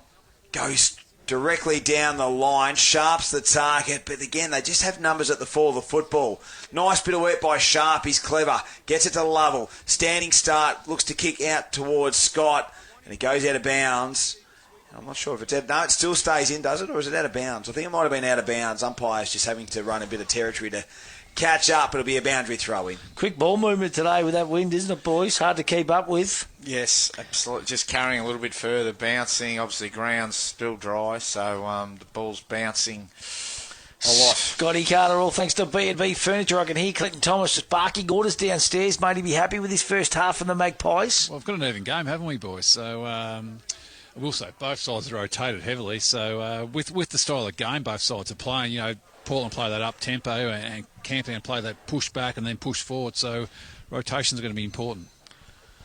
So Oakley wins this one down again, and we're going to have another ball up. So 25 minutes into this second term, 2-point lead to the Magpies. National Tile scoreboard. Umpire Mickey Lowther balls it up again. Big Tobes goes bang, gets the tap down again. Handball comes out further afield. Gathered there by Field. Left foot kick by Judith Dunham was good down the line. Just goes through the mid. So a good pick up there by Scott to Huppets. Right foot snap around the body. Good fist, but a free kick. Gee whiz, that was a contest for mine. But the resultant free kick is going to go to Tommy Sharp. And he's going to go back and have a shot 30 metres out on a slight angle. Wasn't much in that one, Wiggs. No, it didn't look like it. He might have... We're obviously a long way away from him. Might have put the hand over the shoulder, but they were able to set up then, Portland. They had a stoppage. Haven't been a lot of stoppages in the middle of the ground, but stoppage then and get good set up. And so in he comes. Sharp kicks the goal for Portland. And they've kicked a couple of goals in this second term from kind of nothing, to be honest. And it gives them the lead for the first time in this contest. So Portland go to 4-5-29. They lead the Camperdown Magpies 3-7-25, and that is on the National Tile scoreboard, and a good finish by Tommy Sharp. Yeah, look, he's looked dangerous. He's probably the one forward. I think he's kicked at least a couple, and he might have missed one. But Adrian Scott, even though he's turned it over a bit by foot, again, just some good play on the far side, just good sidestep, and then that's how they're able to get that sort of forward 50 opportunity. So, yeah, it'll be interesting now in terms of Camperdown having kicked a goal this quarter. Sumner sidesteps, gets it to Zach Sinnott. He's wrapped up and not given much space to move in. They've got a lot of height, have they, Camperdown? No, I think we always knew that. Yeah. They were small sides, so... But they're quick and they're good at ground level. Here they go, Lafferty. Inside forward 50. Bouncing ball towards the boundary line. Oh, gee, Moody did well. Got the handball to Edwards and he got the 1-2, Moody. Goes a little bit further down the line. Nice little chip kick over to Jackson. Looking forward down to Richardson. He'll go inboard to Edwards. Here's his handball running game they like to play. Here's Wilson at the end of it. Front position. Good defensive work by O'Neill. Garlic clever. Looks to paddle it forward. Turns around. Right foot snap. And he pushes it to the right. Jeffy, disappointing me, my friend. They should have used him early. He was out. He was out along one. They kicked it over his head. But, gee, that was... I think we're all hoping to go. Drop their eyes, didn't they? Yeah, they did, mate. They do look for Wilson a lot, boys, I reckon. He commands it, the big fella. But Jeffy was 10, 15 metres in the clear. There's a little chip kick. He was going back having a shot on goal. Nearly kicked one of the goals of the year, to be honest. Jeez, boys, Moody's had some sort of quarter, hasn't he? Yeah, he has. He's been sensational. So, yeah, all of a sudden the Camperdown Magpies don't want to let another one leak through here, and there's a siren. That come from nowhere, boys. 28 minutes gone. I suppose there's only a couple of goals kicked. So, yeah, half-time, and it's a 5-point lead to the Portland Tigers, 4-6-30, 3-7-25. The Camperdown Magpies, Wigsy, Tildy, Hilly. An entertaining first half of football. No, it's been really, again, Tildy's said it, different styles. Look, Camperdown, again, you think about the start of the year, again, I think a lot of people haven't been, struggling to win a game.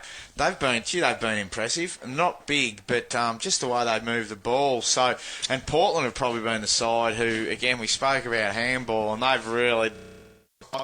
at quarter time, just that's how we're going to play, and gee, they just stick to it. And times you think you can kick it, but that probably the last 6 or 7 minutes, they probably just got on top a little bit. I thought then Portland, they turned the pressure back on Camperdown and forced them to make some turnovers.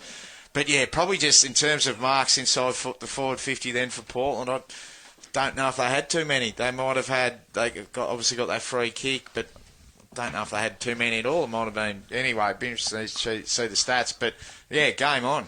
I love the matchup of Luke O'Neill and Jake Wilson. Obviously, Wilson's got the height on him, but, gee, the bulk and the size and the muscle, I reckon it's a great matchup. And, it gives Camperdown a bit of confidence. If he's got that one-on-one, they know they're going to have a square up there. It's Wilson not going to dominate with pure strength and height. So I reckon that's been a little win for the Magpies throughout the course of the first half. Yeah, no, absolutely. And again, both sides have got good players. So Hamish Sin looks like someone's running with him now. But yeah, their backs, Moody and Pyragros have been really good. And I've been really impressed with Place actually playing half back for Camperdown. Well, a really entertaining, low-scoring affair. Wind is blowing up here. I think it looks like it might be easing ever so slightly in this second half. We're going to take a break. It is the half-time, of course, all thanks to Crawley's Milk Bar in Terang, the best chips and gravy. You name it, they do it. Egg and bacons, Chico rolls, potato cakes. They do absolutely everything. It is a great little milk bar. Get in and see Kerry and Jack Crawley and the crew. And on the other side, we have got a little bake, a rehashed bake at the break with Alan Blackburn. 3YBFM's Hampton League Live. For our broadcast partners, Warrnambool Nissan, Badeness Rural, McDonald's Warrnambool Eastern Central, Sungold Fresh Local Milk and Harvey Norman Warrnambool. It's a place for the coaches. Pickles are coming off and the bacon's going on. The defenders. Oi. Ooh. And those who love a good smother. What? And at full time, you always go home with the chocolates. Warrnambool's Harvey Norman is the destination for electrical, computers, bedding and furniture. See your local team of experts from all departments for the massive range of products from the world's biggest brands. Explore TVs, audio, white goods and small appliances. Laptops, PCs, mobile phones and smartwatches. Indoor, outdoor furniture and recliners. Bedding and bedroom furniture all in the one store. Get the best advice from the local experts at the destination for electrical, computers, bedding and furniture. Your locally owned Harvey Norman, Raglan Parade, Warrnambool. The wait is over. All new Nissans have arrived in Warrnambool and it's been worth the wait too. Sharp modern design with the latest in all new tech and safety. Prepare to be moved by the all new Qashqai, Pathfinder and X-Trail. Come and see the team at Warrnambool Nissan today. Time to get up, time to walk to the bus stop, open up the shop, time for you, time for me, love and everything you see. The sun is up, time to take on the world this time. Time to wake up, time to climb to the top.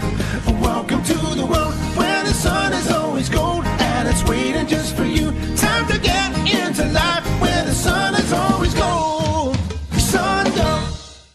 Badeness Rural is locally owned and committed to serving the needs of the local community with a huge range of over 6,500 products and services backed by almost 150 years of industry experience and knowledge. The range includes pet and stock feeds, dairy, beef and sheep farming supplies, hobby farm supplies, rural equipment and tools, plus agronomy services including seed and chemical supplies. Drop in and see the team today at Badeness Rural, corner Raglan Parade and Karamat Road, Warrnambool. Have you been injured at work, in a public place or in a motor vehicle accident? Let us help you secure the compensation you deserve. Madden's Lawyers, with you every step of the way. It's a place for the coaches. Pickles are coming off and the bacon's going on. The defenders. Oi. Ooh. And those who love a good smother. What? And at full time, you always go home with the chocolates.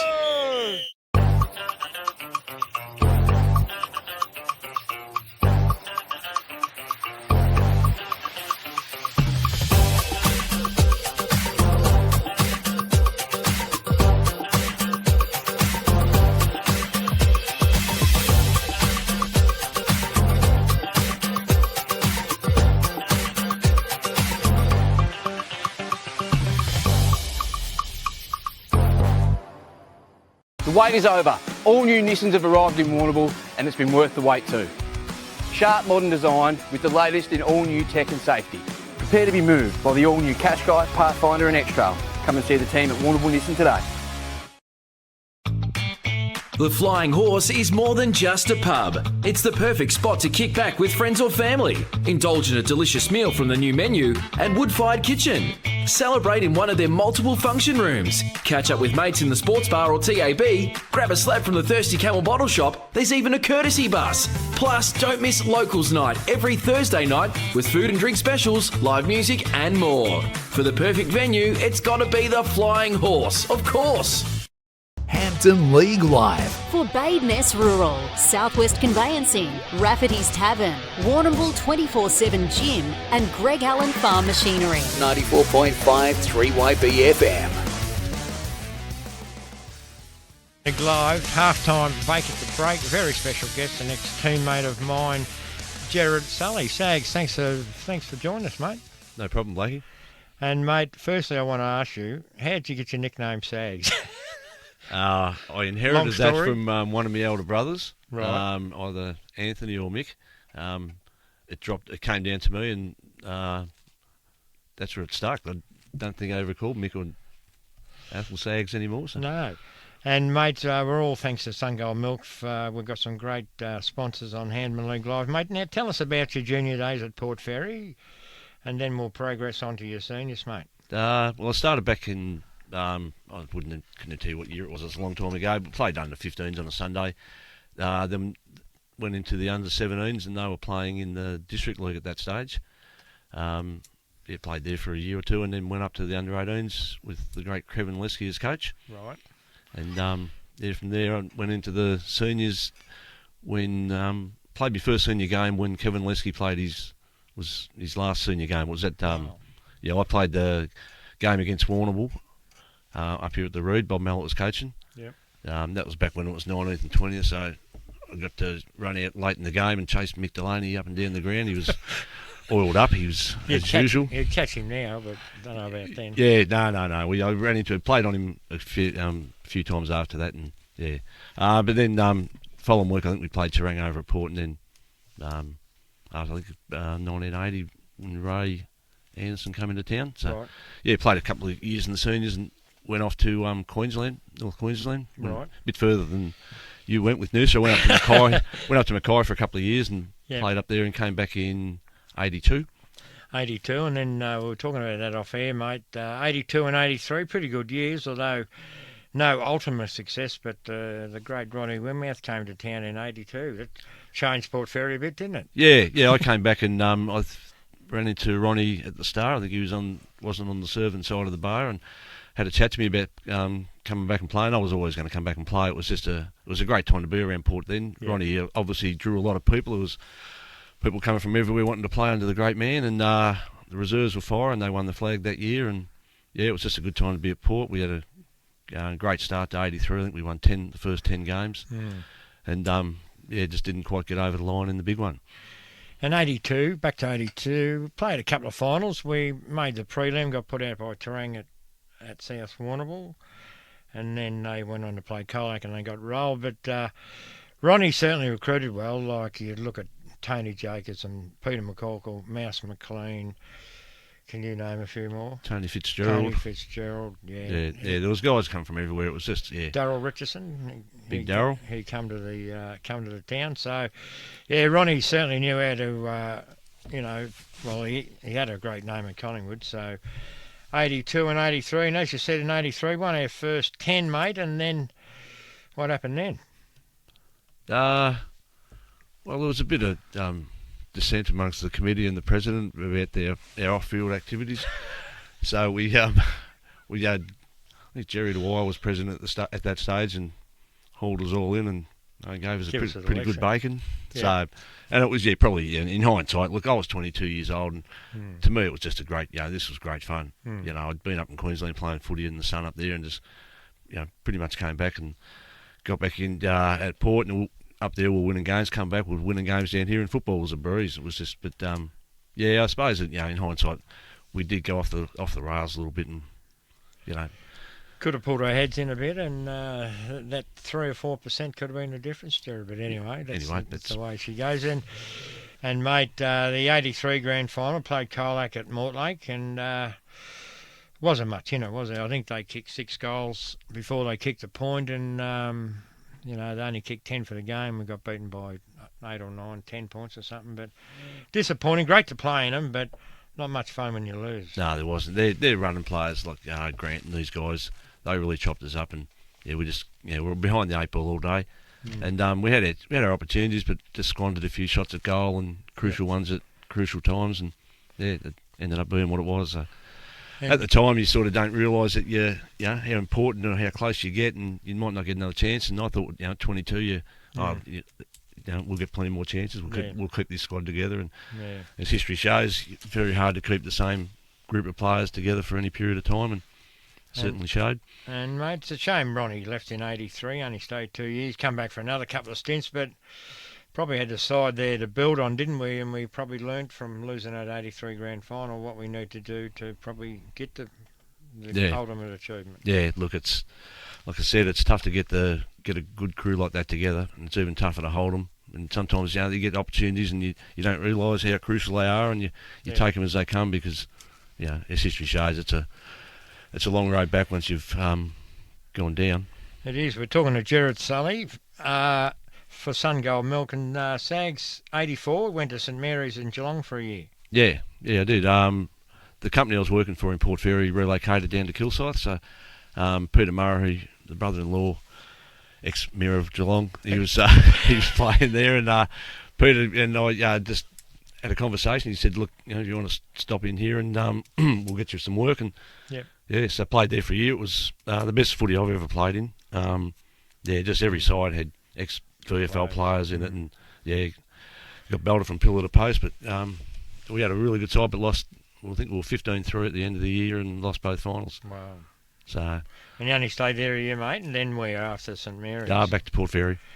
And played there, and then your coaching career come in, mate, in 91 at Hawkesdale. Yeah, I'd had a crook knee all through 1990. I wasn't sure if I was up to, I'd be 30 years old. I was 30 years old in 91, so Hawkesdale came and chased me to do the coaching job. And I'd never really contemplated it before. There was a bit of dissent going on up there. There was, at the time, the club, the committee that was in charge at the time wanted to relocate and join the District League. Yeah. But the District League at that time didn't have netballers, so they were going to play down at Tower Hill or something. That was their idea, or Killarney, I should say. Yeah. And, so this new committee came on board, and Ronnie Jobhart was the president, and pestered me to be the coach. So we had a rookie coach and a rookie president, and it was pretty much dumb and dumber there for a while. Neither of us knew what we were doing, so we got through it. And Ronnie turned out to be a great mate, and we had some good times up there. We struggled in 91, but made the granny in 92. Yep. But ran into the all-powerful Penshurst. They were in the middle of their three-peat.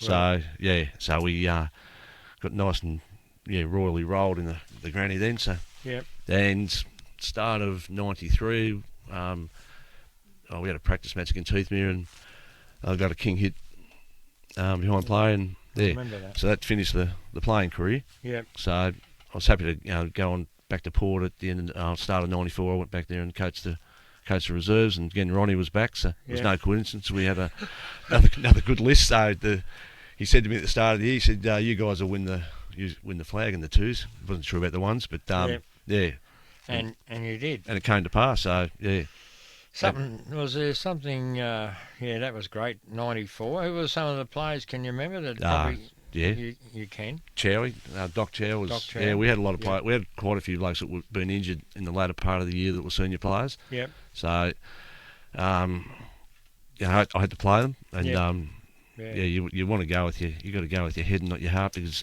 picking those sort of sides, because there was quite a few blokes that missed out during the year. Plugger Lockett and these blokes that have been there, Haylock and. Yeah. But we ran into Terang in the grand final, and the coach of Terang at the time, the reserves coach, Jason Canady, he was coaching, and we for some reason started the game. There was a howling wind kicking towards the hockey street end, hockey field at Reed, and Jason decided to kick into it. Did he? So we kicked 5-6 to nothing. And won the game by 6 goals. So whenever we have our premiership reunions, always against, we make sure we're playing Terang, and Jason's invariably around there somewhere, so we always invite him over, because he was a very important part of that win. He was, but you still had to get your hands on the footy and kick the goal. Yeah, look, we had Dean Dwyer. Like I said, Andrew Chow in the ruck, he was unstoppable. Now, we just had a good sprinkling of senior players come back, but there was a lot of guys that had been through a lot of lean years in the reserves at Port Fairy. Fantastic. And the one thing I said to them at the start of the year was I'll just change their perception of where they stood in the club. Yep. They weren't just a filling thing between the under-18s and seniors. And I'd coach them accordingly as long as they took it seriously. So guys like Gary Malone and these fellas and Barry Williams, they'd been around the club for years. Yeah. And so it all worked out well in the end. All right, mate. Thank you. Our time's up. So thanks, Sags, for coming on, mate. It's been a pleasure, and we'll catch up with you at the footy. No worries, Blakey. Cheers, mate. 3YB 3YBFM's Hampton League Live. For our broadcast partners, Warrnambool Nissan, Badeness Rural, McDonald's Warrnambool Eastern Central, Sungold Fresh Local Milk and Harvey Norman Warrnambool. The wait is over. All new Nissans have arrived in Warrnambool and it's been worth the wait too. Sharp modern design with the latest in all new tech and safety. Prepare to be moved by the all new Qashqai, Pathfinder and X-Trail. Come and see the team at Warrnambool Nissan today. Time to get up, time to walk to the bus stop, open up the shop, time for you, time for me, loving everything you see. The sun is up, time to take on the world this time. Time to wake up, time to climb to the top. Welcome to the world where the sun is always gold and it's waiting just for you. Time to get into life where the sun is always gold. Sungold. It's a place for the coaches. Pickles are coming off and the bacon's going on. The defenders. Oi. Ooh. And those who love a good smother. And at full time, you always go home with the chocolates. Warrnambool's Harvey Norman is the destination for electrical, computers, bedding and furniture. See your local team of experts from all departments for the massive range of products from the world's biggest brands. Explore TVs, audio, white goods and small appliances. Laptops, PCs, mobile phones and smartwatches. Indoor, outdoor furniture and recliners. Bedding and bedroom furniture all in the one store. Get the best advice from the local experts at the destination for electrical, computers, bedding and furniture. Your locally owned Harvey Norman, Raglan Parade, Warrnambool. This autumn at Pearson's Nursery in Allensford, you'll find a stunning selection of vibrant, locally grown annuals and perennials. It's easy to see why Pearson's Nursery is one of the Southwest's best kept secrets. Visit Pearson's Nursery, Growers Road, Allensford, and discover the difference. If I want to buy that house, I'll need a conveyancer. I should get online and... In 200 metres, take the third exit onto Liebig Street. I didn't turn on my GPS. Okay, I'm turning right. In 100 metres, your destination will be on the left. On the left. You have arrived at your destination. Southwest Conveyancing, but... Oh, well, that makes sense. Take the hints to get you on the right path to buying your home. Contact the Warrnambool office or southwestconveyancing.com.au. Badeness Rural is locally owned and committed to serving the needs of the local community with a huge range of over 6,500 products and services backed by almost 150 years of industry experience and knowledge. The range includes pet and stock feeds, dairy, beef and sheep farming supplies, hobby farm supplies, rural equipment and tools, plus agronomy services including seed and chemical supplies. Drop in and see the team today at Badeness Rural, corner Raglan Parade and Caramit Road, Warrnambool. Delicious meals, kids' playroom, function room, big screen TV, sports, live music, courtesy bus. Rafford East Haven has something for the whole family. Become a Hump member for special discounts at the Thirsty Camel drive-through bottle shop. Whatever the occasion, make it memorable at Rafford East Haven. The wait is over. All new Nissans have arrived in Warrnambool and it's been worth the wait too. Sharp modern design with the latest in all new tech and safety. Prepare to be moved by the all new Qashqai, Pathfinder and X-Trail. Come and see the team at Warrnambool Nissan today. It's a place for the coaches. Pickles are coming off and the bacon's going on. The defenders. Oi. Ooh. And those who love a good smother.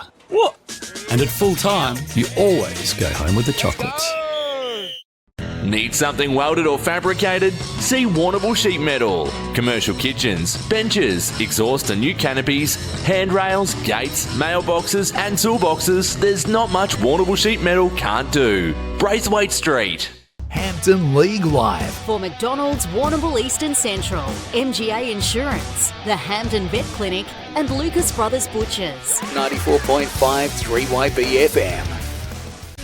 Yeah, third quarter just got underway here, and well, a goal to the Portland Tigers. It was 10 to Lovell, and he extends this lead out to 11 points for Portland. So to start this third quarter, a really good start. They were clean through the middle of the ground, and that was exactly the start that Lockie Hubbard's and the Portland Tigers wanted in this third term. And that halftime bake at the break, that was all thanks to Crawley's Milk Bar too. Big shout out to Jack and the crew at Crawley's Milk Bar in Terang. Yeah, and a big thank you to the Camperdown Football Netball Club for their halftime spread as well, mate. Magnificently well. Yeah, they did beautifully. Phil Cunningham and the team.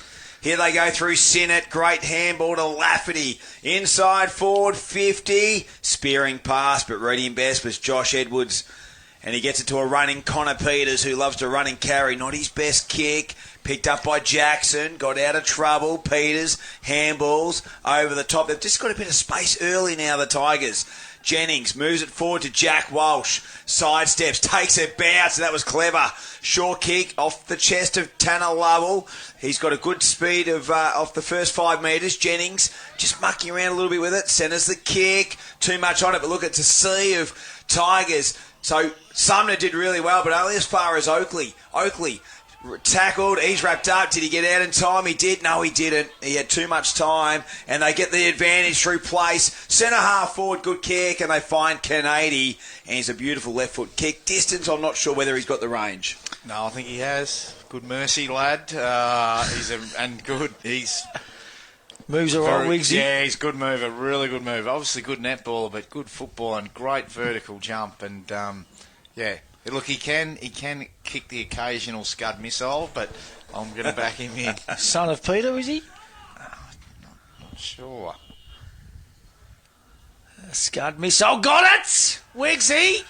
It was a bit scud-like. It was a bit scud-like, but good goal in the end from just outside 50. So that win's still certainly strong enough, and that margin back to 5 points. So 1 goal apiece to start this third quarter. And the Camperdown Magpies go to 4-7-31. They trail the Portland Tigers 5-6-36. National Tile scoreboard. Gee, game on here. It is. And look, don't know if he's done a lot, but Harry Sumner, he goes hard at the ball. He just body lines it, but that again off the back of some really, really good Camperdown pressure, force that turnover in the middle of the ground, and then probably kicking with what we think is a bit of a breeze, and then Aidan Kennedy able to convert. Son of Greg Kennedy, too, boys. Just got the text message from Joey Kennedy. Big family, of course. Big Oakley, caught one in the eye too, the big fella, but the Magpie straight out of the middle again through Sinnott. High up and under. Oh, that's a good mark. This bloke is tying one on today. That is Jay Moody. We're alive in the first leg of the quaddie too, boys, for Port Irving this afternoon, old fat fingers. What percent we got going today, Stewie? I think 10% I think he's got, so we need a little bit of value to give Pud something. There's Huppets, far out of sight. Just get it to be good, I think, just a confidence booster. Looking for 50, not forthcoming. Goes back to Huppets. Huppets has got Piergross. It's just hard to go forward here. Again, the Camperdown have got the flood going all in between the ball and the Portland goals. He's chip out wide again, so they're happy just to possess the football. They got Tanner Lovell short if they want to use him. Big Oakley's going to push forward. Try and provide a target. Oh, good mark in the end. That was a good grab. Strong mark, packed mark. And that was James O'Neill. Put that one down as a Peter Bosch Bridgestone highlight of the day contender, Hilly. Yeah, terrific mark. They kick it with a bit of distance, leading the Chargers. Moody. Oh, he did well. Turned him inside out. Just straightens up and almost got Jackson lace out. 50-50 ball. You okay up there, Stuart? What was that, brother? All good up there? Yeah, no, all good, mate. All good. So I think that little custard tart just reverbing on the big boy. Here's Oakley. Kicks down the line. Richardson front position. They fly in numbers. Lovell did well to get the handball out. Here they go through. The Tigers, a chain of handballs with Jennings. Inside 50. Sharp's the man they want. Looks to then get O'Neill. But O'Neill stood his ground and did really well. 50-50 Paul. Place gets it over the top to Riley Arnold. Sharp kick there to Matty Field. And he can centre it on a lateral kick to Westworth. So Taj, first year player, half-back flank. Looks to get a bit of distance with the kick. Gordon's going to be the target, standing tall there as Piergross. He's had a great day today. Him and Moody have been outstanding in their back line. 10 intercept marks, I reckon, for Piergross. And, Moody, I reckon he's got to be pushing for best man on the ground at the moment. I know we're only 2.5 quarters down. This bloke's been all right too, Big Oakley. Gets it further afield. Kick goes inboard. Oh, it just goes off the chest that time of place. Handball comes further afield. Field's there as well. Happy to see the ball go out of bounds, and we'll have a ball up. far out of sight, right on the 50-metre arc. 5-point lead to Portland. Hampton League Live footy. Other games, Warrnambool, Cobden, Tate. Eagles over Koroit at Bushfield, and the Roosters getting the job done over the Hamilton Kangaroos. Boundary throw-in once again. Coming through there is Zach Sinnott. It was actually Lucas. He gets the handball to Jones. Little short kick. It was cut off and intercepted by Edwards. His kick was smothered. No, it wasn't. Out of bounds on the full. And the resultant free kick will go to Joshy Place, who had a really good second quarter for mine. He was the one doing the intercept really marking, wasn't he? So he's going to have to be good with the kick here. Ball holds up just marginally, but he gets it to O'Neill. O'Neill, who's so clever by foot. Good kick to Fraser Lucas. Haven't seen much of Fraser today. He has kicked a few goals and spent a lot of time forward in previous rounds. Not his best kick. Here's Proctor. Barges through and finds Big Oakley. So he's looking for the handball give off. Proctor offers, but he'll go short via foot instead. Goes out to Connor Peters. Drops the mark. Wheels around, takes a bounce. He's have to be quick. Got the handball out to Cade Lovell. Inside forward 50. Cody Jones, front position, but too much on the kick. And that man, Place again, takes the mark. And Josh Place will just look to go short via foot. Finds O'Neill. And just looking to find the gap. So he's got Sinnott on the outer side here. Scott sort of keeping close tabs on him. Not his best kicker. Ricochets a smother. Westworth got the handball. He's ricocheted as well, so it opens up for Edwards for the Tigers. Coming through Jennings. Had it, lost it. Fed it out to Cade Lovell. Here's Tom Burns. He kicks the chaos ball. Sharp has to take on 3. Loose football. Here's Scott Garlett looking after Chase. Gathers. Puts it on the left boot. Gets territory. And it rolls beautifully. Just sticks on the line. Sumner paddles it forward. Had it. Lost it. Place. Free kick. Hanging on to Sumner. And he'll get it off cross half back. His kick was smothered. We might go around the grounds, all thanks to Matt Calhire. Henry Robertson up at the route over Warrnambool v Cobden. What's the latest, Henry? How are you, mate? We're half-time still here, and it's a pretty close game. So Warrnambool 7-4-46, leading Cobden 6-6-42. The goal kickers for Warrnambool, Luke Godey 6-5, and Austin Spears 2. And for Cobden, Benny Berry's kick 2, and singles to Josh Hickey, Matty Drayton, Big Mickey Coronis, and Sam Thau. So a close one, boys. Beautifully done, Henry. Gee whiz, he's in good nick, Luke Cody, isn't he, at the moment? He is smoking. 26 for the season. Gee whiz. Hey, let's go to Skeeter Cannon. He's out at Bushfield, North Warrnambool v Koroit. What's the latest out there, Skeet? Yeah, good game of footy here, Matty. It's 15 minutes into the third quarter, and it's North Warrnambool 6-7-43, leading Koroit 5-7-37. Good game of footy out there too. All of a sudden, that is game on. And let's go up to Hamilton, Melville Oval. Kangaroos taking on the Roosters. What's the latest, Bobby Thomas?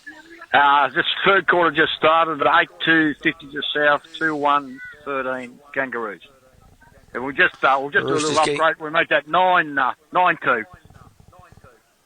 Beautifully done, Kangaroos. Bobby. The Roosters getting the job done comfortably at the moment over the Hamilton Kangaroos. Shot and goal there goes through for minor scores. So back to a 4-point ball game here. And that is a 4-point lead to the Portland Tigers, Wiggs.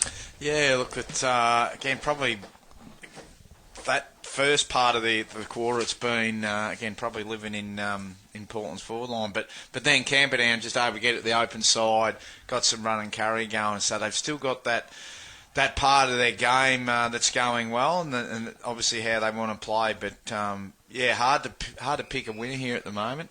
4 points the margin, 4-8-32 to 5-6-36. 11 minutes gone, third term action. So Moody will get the ball back into the goal square. He's been a real quarterback player for him, giving them some direction. He'll bring it to the broadcast side, and Scott's going to be the target. He keeps it low, he keeps it long, and he gets the handball received back. There he goes. Over the top he goes. Huppets is having to work.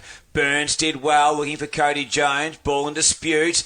Did well there was Westworth. That was Taj, first-year player at the Magpies. Keeping it alive. Here's Scott. Sidesteps. Over the top he goes. Up the ground there is Moody. He accidentally kicked it, and he got 10 metres on it. Gets it back to Jay Moody. Kicks towards an open goal square. It goes towards goal, but it's to the left. And the build-up was strong, and it's a minor score. So the margin back out to 5 points, 5-7-37 to 4-8-32 on the National Tile scoreboard. And Tildy, he did well there. Moody running from back to forward. Yeah, he's playing a great game. Gee, they tried some miracle kicks there, that one. Forget who it was. He come off half back and tried to hook it over his shoulder back into the middle of the ground. It's always a big risk. Could they just go fast, mate? They just play on, and they've just got to make stuff on the run, and I don't know if it's helping them all the time. They very rarely play any tempo footy, do they? No, it's all green light, yeah, go. Yeah. They just missed their kicks forward for mine. Like they just missed them by about 2 or 3 metres every time. It's going over the top of the heads. There's Piergross again. He's been sensational. Playing that quarterback role, squares it up. Full kick, puts Proctor under pressure. They are under pressure now. Little chip kick on goal. Golski! Bailey Thompson. Turnover. You put the muzzle in, Stewie. Piergross has been really good. He hasn't made too many mistakes, but that was one of them. Couple of switches of the play have cost them goals this afternoon, the Portland Tigers, and all of a sudden the Magpies back in front, 5-8-38. They lead Portland 5-7-37 National Tile scoreboard, and that was, from nothing once again. Yeah, look, absolutely. It was, again, we were talking about it, like, can Portland go really quick, and Tildy said it's all sort of green light footy. That one, though, was from a mark, and he's intercepted really well, but then just the right option just didn't execute and opened the door for Camperdown. And it's we've got the close one, boys, I think. Good game of footy here at the Lure Oval. Oakley got a commanding tap down straight down to Lovell. He'll go to Huppets and just hasn't had the space to get that big long kick going, Huppets, today. They've worn him pretty well. Here's Tommy Burns. Brings it towards half forward. Jennings. Oh, nice mark taken there by O'Neill, who's been solid across half back. He'll go short via foot, finds Charlie Lucas. Lucas has to quickly play on. Zach Sinnett's the man he wants. Too much on the kick. Well read by Moody. Lovell's the man. Tanner goes out wide, finds Scott. So in his second game for the Tigers, he's had a fair bit of the footy. So now it just allows the Magpies to get those numbers back. A bit of a floater towards half forward. Went through the legs of Jake Wilson, cleaning up Josh Place. The handball comes to Lucas. He'll feed it back out to Arnold. Gets it to Hamish Sinnott. He's a line breaker, and he'll take it bounce on that outer side wing. He's going fast. Scott's on his tail. He brings the handball. He's looking to bring the handball. He's had 3 attempts and finally executed it. Gathered there by the Magpies. The numbers favouring here on the rebound for the Tigers. Saunders kicks over the top of the head of Lovell. Working back there was Westworth. Under pressure, wrapped up, holding the ball. And a free kick will go to Portland. Yeah, so the pressure and the intensity in this game is certainly lifted now. So Lovell kicks over the top. Walsh kicks further afield. Sharp's the target, getting back. Jennings, did he have enough of it? Yes, he did. The Magpies' defence, they didn't think he did, but Toby Jennings will go back and have a shot 25 metres out on a slight angle. Tough kick, but Jake Wilson seems to be playing a little bit high. I reckon they've identified maybe Tom Sharp match-up as the dangerous one and trying to get maybe Jake Wilson out of the road a little bit and have Sharp playing deeper. But this guy's X-factor too in Portland's forward line. So Jennings comes in. Kicks on its way. Umpire does not move. Goal! Portland back in front. 6-7-43, 5-8-38. The Magpies National Tile scoreboard. We have got a good game of footy. And it's both teams because, again, Portland will run at you with the ball and then they turn it over and then Camperdown are probably doing the same back the other way. So there's not a lot of stoppages. And again, it's whichever team makes the least mistakes. So Hamish sitting on the far side, and then Portland able to generate the turnover, got it going really quickly back the other way, and then Jennings, he's a dangerous player forward for Portland, can play midfield or forward. So let's see where this next couple of minutes takes us. The lead back with the Tigers. They lead by 5. Oakley and Jones. Oakley got the tap down. Burns first to it. Has to be quick with the kick, and he kicks it inside 50. But Riley Arnold reads it really well defensively. And not his best kick, but he's lucky enough he's got Wilbur Cheeseman there to assist. Luke O'Neill, the rock, spears the pass, but intercepted there by Adrian Scott. This young fella. Oh, yeah. Here's Huppert. We know he's a long kick. He's going to set it up, looking for a teammate, but there's plenty of Magpies there awaiting the football, and Judah Dundon's one, and he just bashes it on the boot. Cade Lovell looks to get the fist. Here's Walsh, Cade Lovell. Short kick on the lead, looking for Sharp. And it was just a little bit too wide in the end. We'll have a boundary throw in. Let's go to Tildy, all thanks to B&B Furniture Plus Mobility Movement Solutions. It hasn't been a high-scoring game by any means, boys, but there's been a lot of hard running back to defend, a lot of hard running forward to get on the end of one. I just wonder how much fitness will play a part in this last quarter. Thinking the same thing. Boundary throw in. Wilson front position. Burns almost got it. He got it on the second time around. Place trying to get the little chip kick away. Comes to Jackson, feeds a handball. Walsh sidesteps, gets it to Wilson. Check side, top of the square. No one can mark. Cheeseman feeds the handball out. Arnold has to be quick with the kick. And finds Charlie Lucas. Here's Adrian Scott, the second gamer. Wheels around on the boot. Kicks it to the top of the square. There's so many Magpies, they fly. And it's rushed through for a minor score. The fly from Wilson wasn't successful in the end, and it's back to a straight 6-point game. 6-8-44 to 5-8-38. 18 minutes gone on the national tile scoreboard. Where's Big Flash Gordon, boys? No, he's been injured. Has he? So he will I think there's some hope that he comes back, but he had some back issues. Because he'd certainly straighten him up a little bit forward, wouldn't he? That's a good mark, too far out of sight. Fitzgerald put that one down as a Peter Bolsh Bridgestone highlight of the day. Kick misses Dundon. Good enough to go get it again to Lucas. Charlie Lucas kicks further afield. That's a beautiful kick. Oh, just goes through the mids that time. That was Thompson. Just had a little bit carry. It's a tricky condition day today. Ball comes out the back. Proctor's there. Stacks on the mill. And the umpire says, let's have a ball up. So it's one straight kick, the difference here. Portland Tigers leading by 6 points. 19 minutes into this third quarter. Lee contracting time clock. Flick comes down that time from Kavanagh. Lucas, Charlie, he gets a handball further afield. Thompson's kick was dispossessed. Players looking for a free kick. Umpire letting it go. Handball comes back. Portland now. Kick smothered. Jackson, good enough to gather. Gets it to Lovell. Back. Handball goes back further afield. Nice build up of the kick. Once again, just lets him down. It's been cut off. Sinnott now the hammer. Fraser Lucas on the diving chest mark. He's got players everywhere. Right foot kick, but cutting it off. That was a nice mark in the end from the defence, and that was Darcy Campbell. So Campbell looks to go to that outer side wing, and sidestepping, dancing around was Walsh, but he wasn't going far. He's been wrapped up. Great tackle in the end by Dundon. So it gives the Magpies a chance to reload and go inside forward 50 again. Short kick to Lucas. Fraser, 49 from home. He's been a great player for many years. Fraser Lucas, in the league representative. Has he got the trip from here, Hilly? I don't know. He's going to go short, leading play to his brother Charlie. And he kicks it right in front of him, and he improves the distance by about 20 metres, and Charlie have a shot about 35 metres out, and that was a smart kick. He knew his limitations, Wiggs, and he's, they get a chance here to even up the score. He's the leading mark taker in their forward 50, Charlie Lucas, so, for Camperdown. He's had a standout season to date, comes in, it's going to drop short, around the bottom. Little Cheesy was looking for the quick snap, but it went over the line, and a minor score for the Magpies.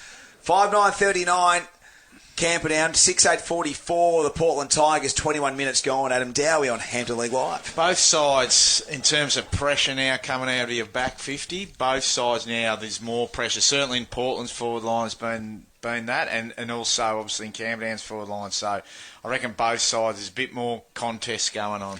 Good mark that time by Oakley. He's been good coming in for Malcolm today in the ruck. Squares it up to Wilson. He kicks further afield looking for Jackson. Kick was good. Jackson runs onto the football. He's got a player short. He's going to get a little bit of 1-2 back. Jackson kicks. Beautiful play. And guess who's on the end of it? It's Jeffy.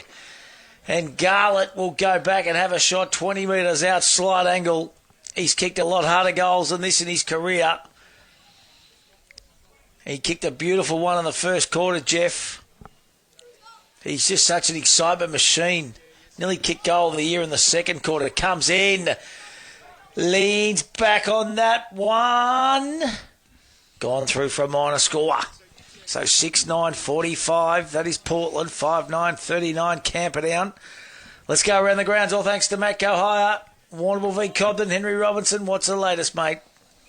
We're 7 minutes into the third quarter, boys. Cobden's kicked the only goal of the quarter to be 7-6-48, leading Warrnambool 7-5-47. Good game of footy at the Reed Oval. Let's go to Skeeter Cat at North Warrnambool Koroit. Yeah, good game of footy here too, Matty. It's about 27 minutes into the third quarter. North Warrnambool 8-8-56, leading Koroit 7-7-49. Good game of footy out there, and let's go to Hamilton, I should say. Hamilton v South Warrnambool. Bob Thomas, what's the latest, Bob? Yes, halfway through the third quarter. South 9-4-58, Kangaroos 4-2-25. Edging back into that contest. They got a couple of the Kangaroos. Good to see. And back here, it's a 6-point lead to the Portland Tigers. Charlie Lucas trying to urge and edge his Camperdown Magpies into attack once again. Yeah, Arnold goes towards half forward. They fly high. That was a great grab in the end by Jay Moody. Peter Bolt's Bridgestone Player of the Day contender. He grabbed it mid-air. That's mark of the day, mate, I think, unless we get something else. But that was outstanding. That was a great grab of Jay Moody. He just kicks it and gives it a bit of height, a bit of a pitching wedge kick, and Oakley stands tall, but his handball wasn't very good at all. And here they go, the Magpies through Zach Sinder. He was looking to handball, he'll go short by a foot. And he finds a teammate and he gets the 1-2. And Zach Sinnott loves to run and carry. A bit of a dribbler inside, forward 50. 50-50 contest. Plenty of players around it. Young Cheeseman in there. Fit out the handball. Here they go through Hamish Sinnott. Works it around with a right foot snap. But only was able to get a point.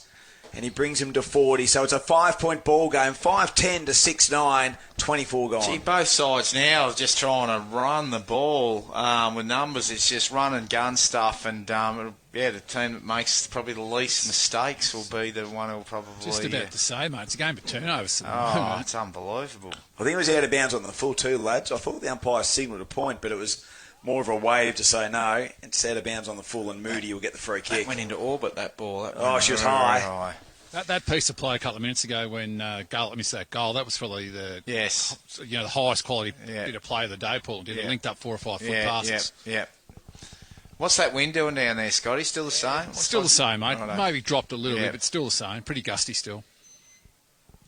So Moody with a kick out. It's high, it's long. Oakley flies. Reading it best was Arnold. He'll go repeat inside forward 50. They jump at it. Love being one of those players. He's happy to get the defensive spoil inside his forward half, and he gives him a chance to reset and try and get that goal back on the board to even the ledger. So we've got a boundary throw in deep in the forward 50 for the Magpies. Ticked over 25 minutes. Third quarter action. 6-point lead to Portland. So Oakley up against Cavdo. Cavdo kind of just wins that one down. Taken without the football there was Tommy Sharp, who's got back in defensive 50 for the Portland Tigers. So Sharp switches out wide. Kick had to be good, and he's good. Walsh likes to run and carry the football. He's been solid today too for mine. He goes down to Lovell. Lovell can play on and kick into a bit of space. And that was a nice kick in the end. Kick goes over the top. So they're happy just to chip through this. This is Darcy Campbell now for the Portland Tigers. They've got plays in the middle.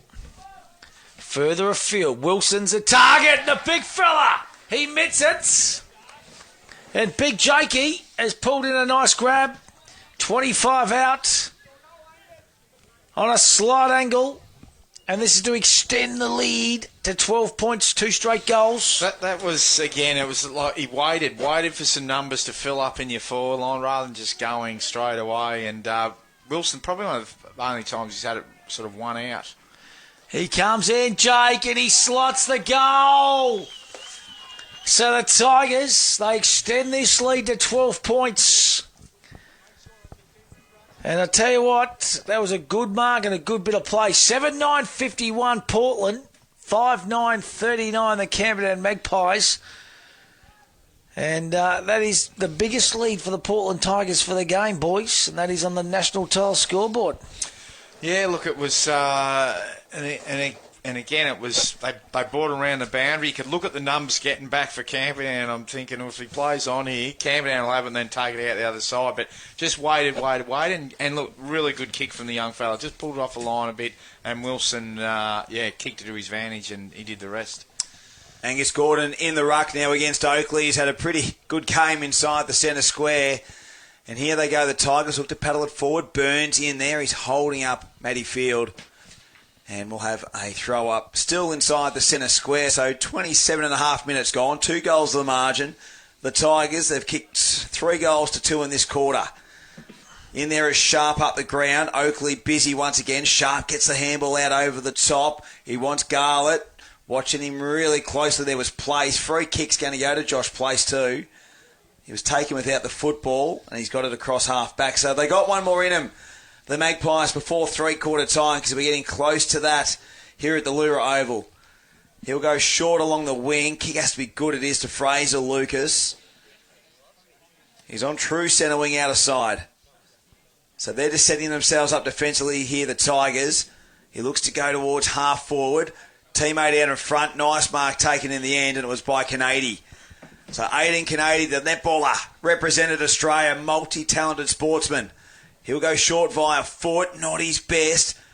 Clean bowls a few. Sharp gets a handball out to a running Cade Lovell. Siren's nemming it, I think it is. And there it is, three-quarter time here at the Lura Oval in Camperdown. 28 minutes and 39 seconds that third quarter. And the Tigers take a 2-goal lead into the final term. They kick 3 goals to 2. And they are 7-9-51 to 5-9-39. Wiggsy, just quickly before three-quarter time, under 23 plays you're looking at here today, buddy? Which side, mate? Both sides. Yeah, look, you've got... I'm just going... So, Jack Walsh, Toby Jennings, Charlie Perigos who's been really good, your Cody Jones, and then with Camperdown, you're probably going to look at... Two centre boys. Two centre boys.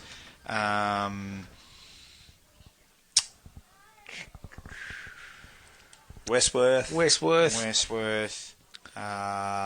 Is Charlie Lucas under 23? Well, I reckon he might be over. Yeah, so just over. Yeah, it's good. So, there's a few out here, though, isn't there? It's good. Yeah. It's exciting. You know, like even is it James O'Neill? Yep. He's still on. Yeah, so Harry Sumner's the other one, who I think he was nearly in the squad last year, Harry Sumner. So, but yeah, it's good looking at the list. There's players from every side. So fantastic, mate. Great to see you back involved at that under 23 level as well. Hey, listen, at three-quarter time, it's a 12-point lead to the Portland Tigers over the Camperdown Magpies. We're going to take a break on Handball League Live. We'll come back with final quarter action right after this. 3YB Hampton League Live. For our broadcast partners, Warrnambool Nissan, Badeness Rural, McDonald's Warrnambool Eastern Central, Sungold Fresh Local Milk, and Harvey Norman Warrnambool. Warrnambool's Harvey Norman is the destination for electrical, computers, bedding and furniture. See your local team of experts from all departments for the massive range of products from the world's biggest brands. Explore TVs, audio, white goods and small appliances. Laptops, PCs, mobile phones and smartwatches. Indoor-outdoor furniture and recliners. Bedding and bedroom furniture all in the one store. Get the best advice from the local experts at the destination for electrical, computers, bedding and furniture. Your locally owned Harvey Norman, Raglan Parade, Warrnambool. G'day, Luke Williams here. At Luke Williams Real Estate, competition is in our nature. Per team member, we sell more properties than anyone else. We're not the biggest, but we are the busiest. Luke Williams Real Estate. Let's kick some winning goals together this season.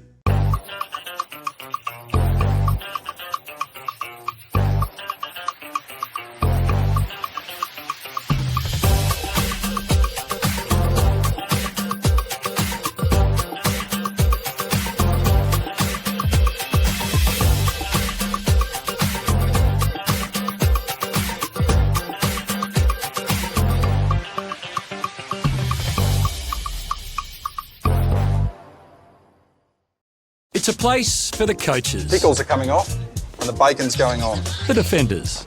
Oi. Ooh. And those who love a good smother. What? And at full time, you always go home with the chocolates.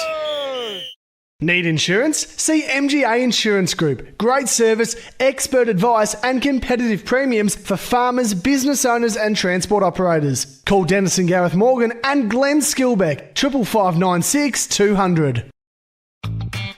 The Flying Horse is more than just a pub. It's the perfect spot to kick back with friends or family. Indulge in a delicious meal from the new menu and wood-fired kitchen. Celebrate in one of their multiple function rooms. Catch up with mates in the sports bar or TAB. Grab a slab from the Thirsty Camel bottle shop. There's even a courtesy bus. Plus, don't miss Locals Night every Thursday night with food and drink specials, live music and more. For the perfect venue, it's got to be the Flying Horse, of course. Peter, the chicken, lamb, pork and beef eater has all your fresh meats ready to go. And small goods handmade on the premises daily. Yeah! Find Peter, the chicken, lamb, pork and beef eater at Lucas Brothers Butchers with easy, convenient drive-through. Corner of Banyan and Lava Streets, Warrnambool. Time to get up, time to walk to the bus stop. Open up the shop, time for you, time for me. Loving everything you see, the sun is up. Time to take on the world this time. Time to wake up, time to climb to the top. Welcome to the world where the sun is always gold and it's waiting just for you. Time to get into life where the sun is always gold. Sungold. Badeness Rural is locally owned and committed to serving the needs of the local community with a huge range of over 6,500 products and services backed by almost 150 years of industry experience and knowledge. The range includes pet and stock feeds, dairy, beef and sheep farming supplies, hobby farm supplies, rural equipment and tools, plus agronomy services including seed and chemical supplies. Drop in and see the team today at Badeness Rural, corner Raglan Parade and Karamat Road, Warrnambool. It's a place for the coaches. Pickles are coming off and the bacon's going on. The defenders. Oi. Ooh. And those who love a good smother. What? And at full time, you always go home with the chocolates. Hampton League Live. For Sungold, fresh local milk. Ponting's Mitre 10, Harvey Norman Warrnambool and Madden's Lawyers. 94.5 3YB FM.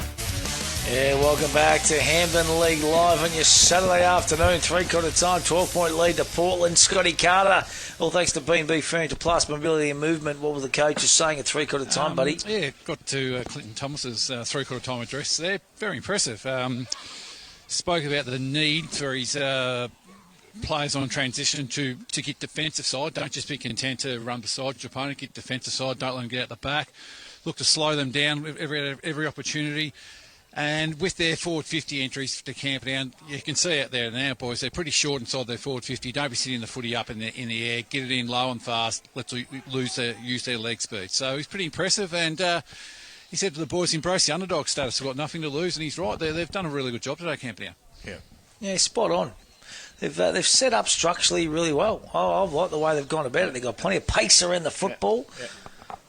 Yeah. And look, the other thing, he's spot on, like, Portland just get speed on the ball. So you stop them and turn it over. That's the key. So just keep pressure at the source. No one inside the forward 50 here for Camperdown. Yeah, that was a team instruction too, Stewie, to start the game. Let's start the quarter. So here we go. The Camperdown get the first foray forward in this third or final quarter, I should say. Gordon, little chip kick over the top. To Lucas, that's Charlie, 50 metres out, kicks, further afield, getting back, or juggling attempt at the mark, wasn't paid that time, Stacks on the mill. Oh, how's he going to adjudicate this? He's paid holding the ball. You can just tell, you can sense it. The resultant free kick, it's going to be Kavanagh, I reckon, the youngster who's playing in the ruck today. So this would all of a sudden bring the margin back to 6 points and the Magpies would have a sniff. No attempt there, boys. Happy with that decision? He's probably dragged it in technically. Yep. But I just thought he was just going to play ball up. But, yeah, brave decision. Possibly a correct one, though. So Kavanagh comes in, kicks on its way. Golski! Camperdown draw up first blood in this final quarter. They go to 6-9-45.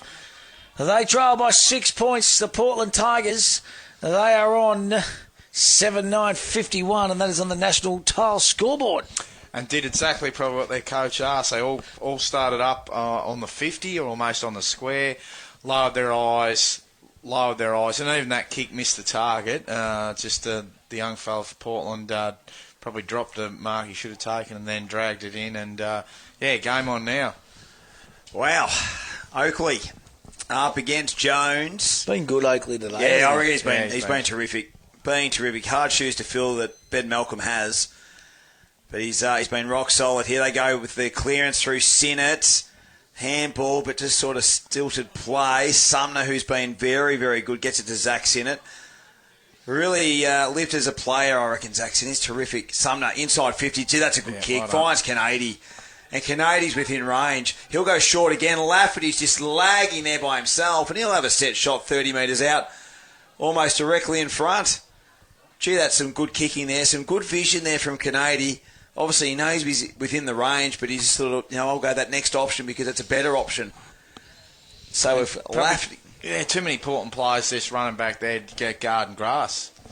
So Lafferty to even up the ledger here at the Lura. Oh, it's going to drop short. Kavanagh almost took a nice mark. Cheeseman wrapped up. They were asking for too high and wasn't able to be given. And we'll have a throw up 5 metres out from the Camperdown goal. Umpire throws it up. Kavanagh up against Oakley. Gathered by Lovell. Edwards under pressure, paddles it forward. Nice little deft tap there into the path of Tanner Lovell. He'll look to get out defensive 50. Sinnott almost dragged down a beauty. Here's Jennings. Works it back. Field keeps it alive. Cade Lovell tries to chime in, gets the handball out to his brother Tanner, who's wrapped up straight away. And we'll have it inside forward 50 for the Magpies once again. Yeah, so umpire Mickey Lowther, he's been working overtime, and Big Oaks, I reckon he's running out of a bit of puff, the big fella. He's probably not used to, probably playing another quarter that he's used to playing in the twos today. Free kick's been plucked out here. It's going to go to Lockie Huppert, the coach of the Portland Tigers. So deep in defensive 50. Portland kicking with a little wind advantage, you think, in this final quarter. He just bangs it on the boots like a big half-mongrel barrel. Good fist over the top. Magpies start this last quarter well. They're full of run. Kick goes forward again. Piergross comes out and meets it. There's Moody. Geez, he's been good. Under pressure, though. Magpies getting plenty of numbers around this contest. Campbell's in there for the Portland Tigers. Going absolutely nowhere. And umpire Mickey Lowther says, let's have a ball up. Tony Carter downstairs. That wind looks like it's picked up a little bit, buddy. Yeah, it's been blustery all day, Stewie, but geez, game on, isn't it, boys? The old Camperdown Magpies, they've come again after three-quarter time. Kicking against the breeze in this final quarter. One-on-one contest right across the ground, and they're up and about a bit. You can sense it. And I think one of the things about having a small forward line, they pressure, obviously their pressure is going to be better. I think the small players are getting probably quicker, more switched on to probably defending and chasing, and it's having an impact. You can see they're pushing up again, virtually emptying out the 50-metre up again. Unpredictable forward line. Half-forward flank Camperdown. Jones did well. Dundon bangs it on the boot. Picked up on the half volley by Peters. Tried to release the handball as quick as he could to Huppert. He finds Cade Lovell, who's been good off half-back. And they work with a chain of handballs, but the pressure's applied to Jake Edwards through Lafferty. He's not going anywhere, and their tackling pressure's been good around the contest this afternoon, Camperdown. 7-9-51 to 6-9-44. Term here at the Lura Oval. Ball thrown up. No clear tap down. Ball still alive. Gathered by Edwards. Finds Jackson. And he's a smooth mover. Kicks toward half forward. Arnold versus Wilson. Wilson put the boot out. Got the connection with the footy. Trumbles over the boundary line. We'll have a boundary throw in. And when Daniel Jackson gets the ball in his hands, he's one of the players today. He's probably generally made the right decisions and executed really well. So, and playing up and probably more around the ball at the moment. He's a player that's a great ball winner, and you want him in there because he is clean via his usage. So the ball coming to the hands of Lucas. It was a bit of a shallow throw in, and it was a little tapped in his favour, but not going anywhere. So they'll go again, the two ruckmen. Been a terrific battle. Jones did well, just plucks it and boots it. Territory gained. Albie Cheeseman's the man that they want. Working back there is Edwards. Josh Edwards this time around. Kavanagh trying to chime in and grab the footy. Still a loose ball thrown out by a hand. Jake Edwards kicks it. He's got Jones who's chasing the football. Westworth who's just lurking. He lost his footing, Westworth, but he's good enough to try and keep the ball alive. Here they go, the Tigers. Lovell to a running Jake Edwards. Wrapped up straight away. Ball comes out to Jeff Gartlett. Handballs to Wilson. Goes on the left boot. Smothered by a place being terrific this afternoon. Lovell's in there as well. Gang tackled by the Magpies. We'll have a stoppage 45 metres out. Well called, Hilly. Got all those names. It's a long way away from here, but that was really a good play. Gee, the pressure's gone up. And Camperdown, just when you think, Portland again, they'll be with them. They'll be with them, Camperdown. Their pressure's been really good. Got a feeling, I think we're out of the quaddie. No. Magnus Spin wins at a big price, $56. So I don't like our chances there, boys. I don't like our chances there of being alive in that third leg. I'm just going to just double check here, but you have a trouble. It's always next week. I think we're in trouble. Hang on. The 11. I'm not going to give us discount here at the moment. Oh, no, you wouldn't believe it. Everything all around at 10, 12, 13, but no 11. Unbelievable scene. So we are out. So here go the Portland Tigers. Sharp could have been taken. Oh, that's a good pick-up. He's been good, Walsh. He has been very good. Kicks around the body. Great pick-up by Jackson. Goes further afield to Sharp. Sharp's got Jeffy in the pocket. Goes the big man instead. Lower the eyes, as we said all day, boys, and Big Jakey can go back and just steady the ship a little bit for the Portland Tigers right now. They lead by 6 points. This is to extend the lead to 12. This will be his second of the afternoon. Big Jakey. He's about 40 metres out. Slightish angle. Comes in. Strikes it good. It is a snag, a Lucas Brothers snag of the day. And Jake Wilson extends that lead to 12 points for the Portland Tigers. And the Portland Tigers, they get 8-9-57, Camperdown 6-9-45, national tile scoreboard. Let's go around the grounds, all thanks to Matco High. Henry Robertson at the Reed Oval. Warrnambool Cobden. Henry, what's the latest? We're 29-minute mark of the third quarter, and it's Warrnambool 9-10-64, leading Cobden 7-7-49. Who will be coming home with a breeze in the final quarter, Henry? No, it'll be Cobden. We'll be coming home with it, mate. So it's going to be a tight one. Within striking distance, yeah. It is going to be a tight one. Let's go out to Bushfield. The North Warrnambool Eagles kicking with a breeze, I think, in the final quarter against the Saints. What's the latest out there, Skeet? Yeah, Croy just got a goal through Dobson there, so they moved to 8-8-56, trailing North Warrnambool 10-10-70. So the Eagles, are we in the final quarter out there, Skeet? Yeah, it's about 11 minutes in the last quarter, Matty. Yep, so Eagles kicking with that breeze in that final quarter. Let's go to Bobby Thomas up at Hamilton, Melville Oval. Kangaroos taking on the South Warrnambool Roosters. Bobby, what's the latest? Three-quarter time here, South Warrnambool 10-7-67 to Kangaroos 5-3-33. And the breeze straight across the ground. Back here. Breeze straight across the ground. Back here, they're looking for a push out on Moody. I think he might have tried to milk it, Big Moods.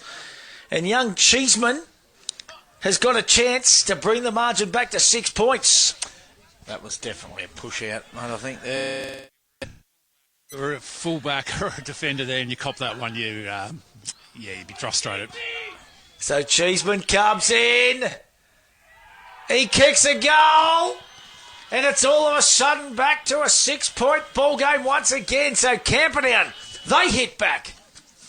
And we have got a cracking contest up here at the Lura Oval, Camperdown this afternoon. The Magpies 7-9-51, Portland 8-9-57, and Wigsy, Tildy and Hilly. It is game on.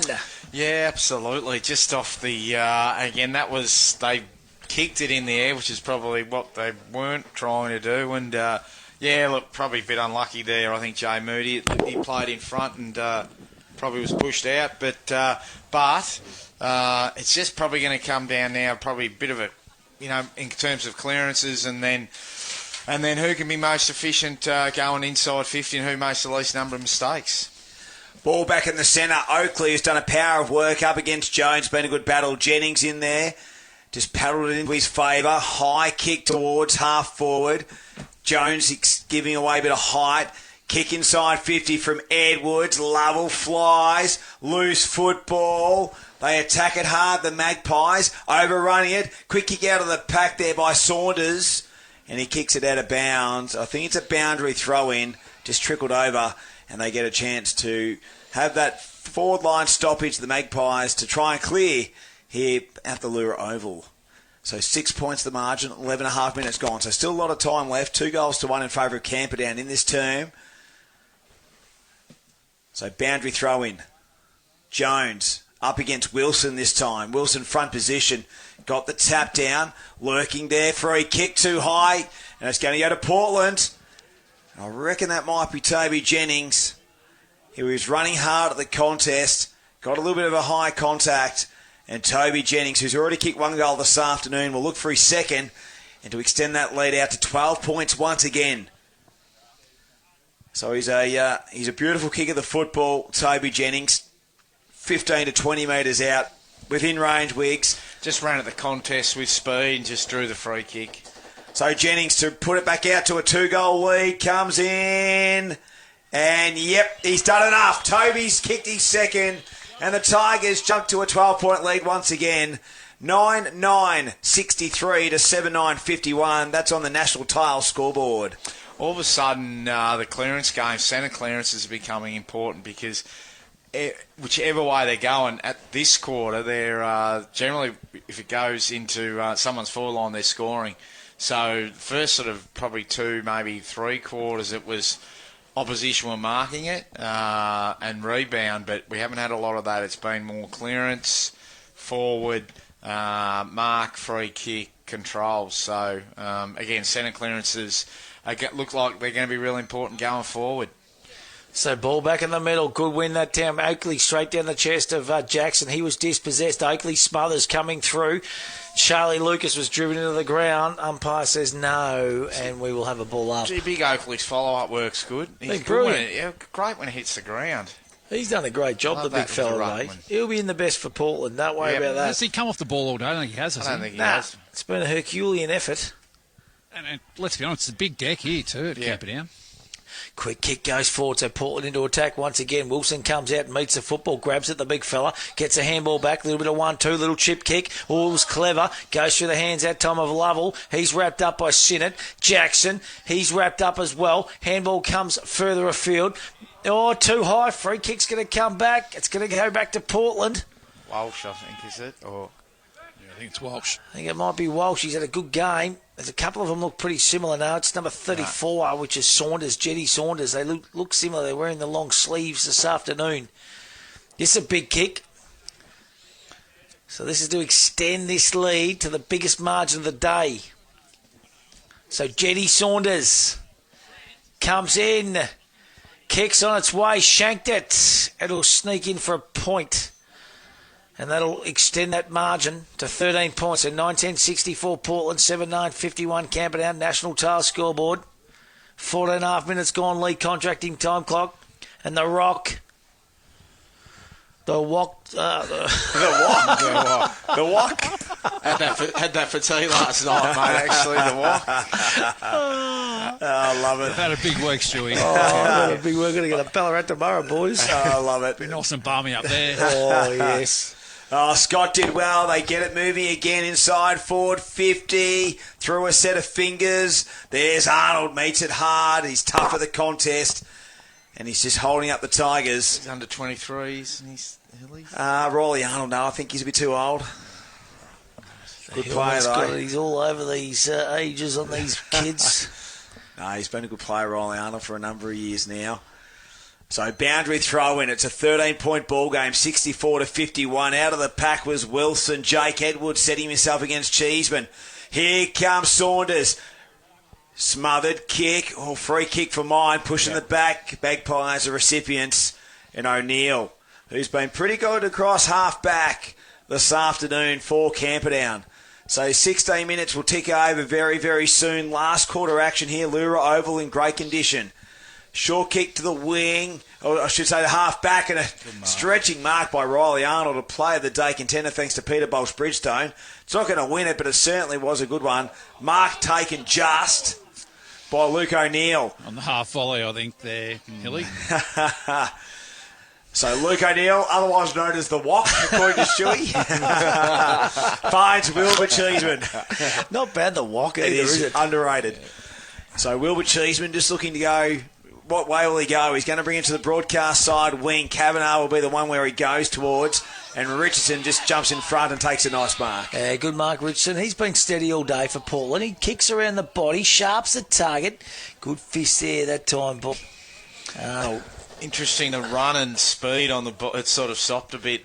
I think, again, Tildy mentioned it could be fatigue. The style of football that Magpies play, where they get numbers back and then they stream forward, it is going to be relying on your fitness, isn't it? You know?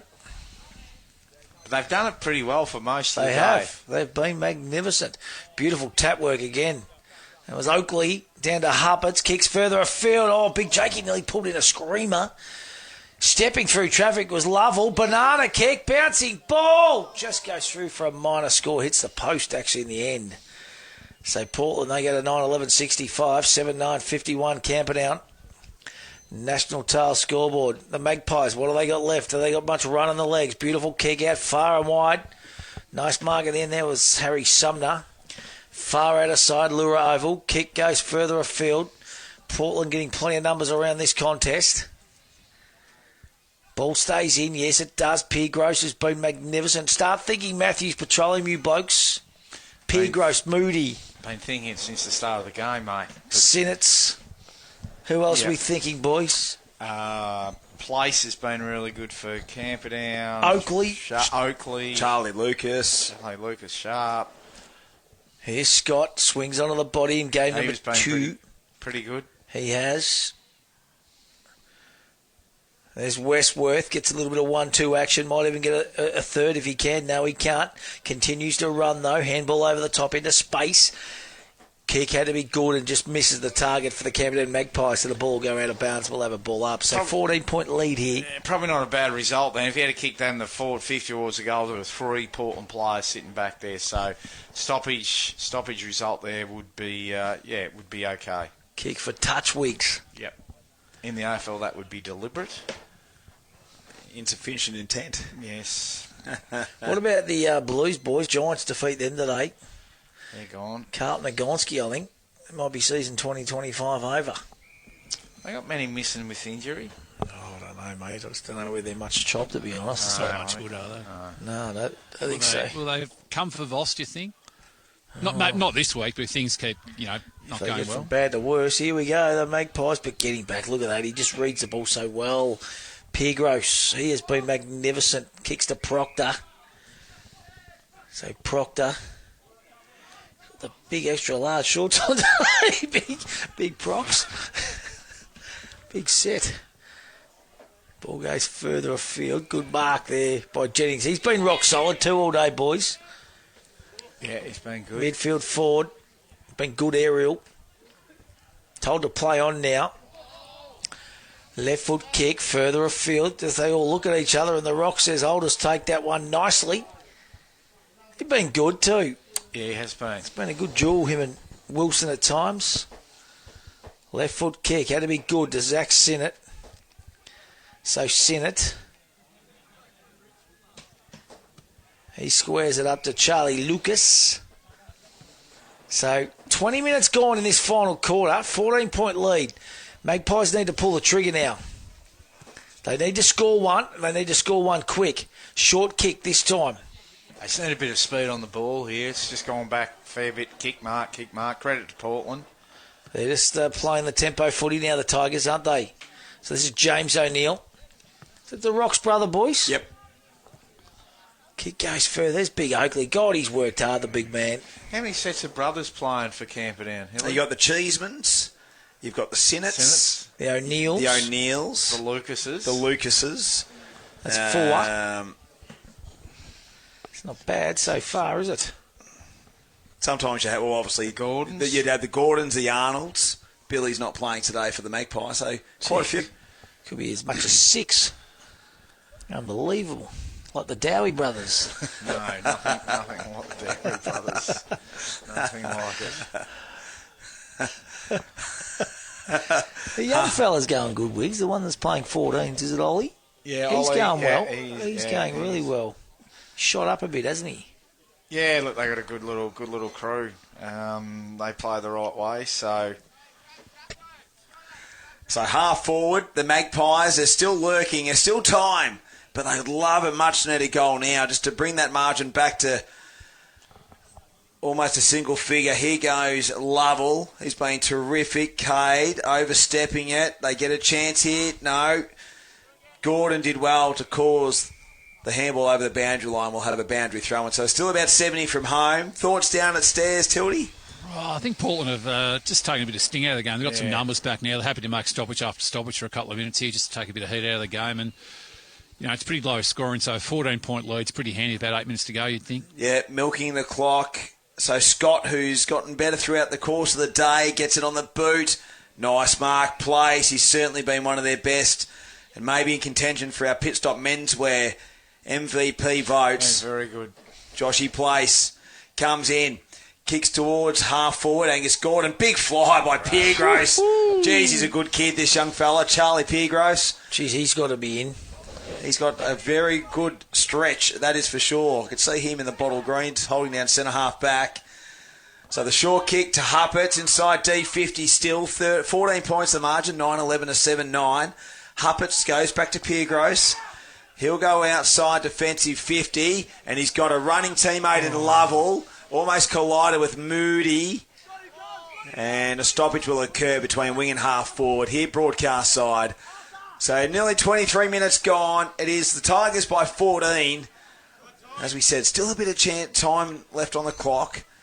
So just need to get a couple of quick answers here, the Magpies, but they're doing everything well defensively, the Tigers. Old Stiffy John Cox tuning in this afternoon, and he's looking for some around-the-ground scores. He wanted to find out. I'm tipping that blue score up at the Reed Oval.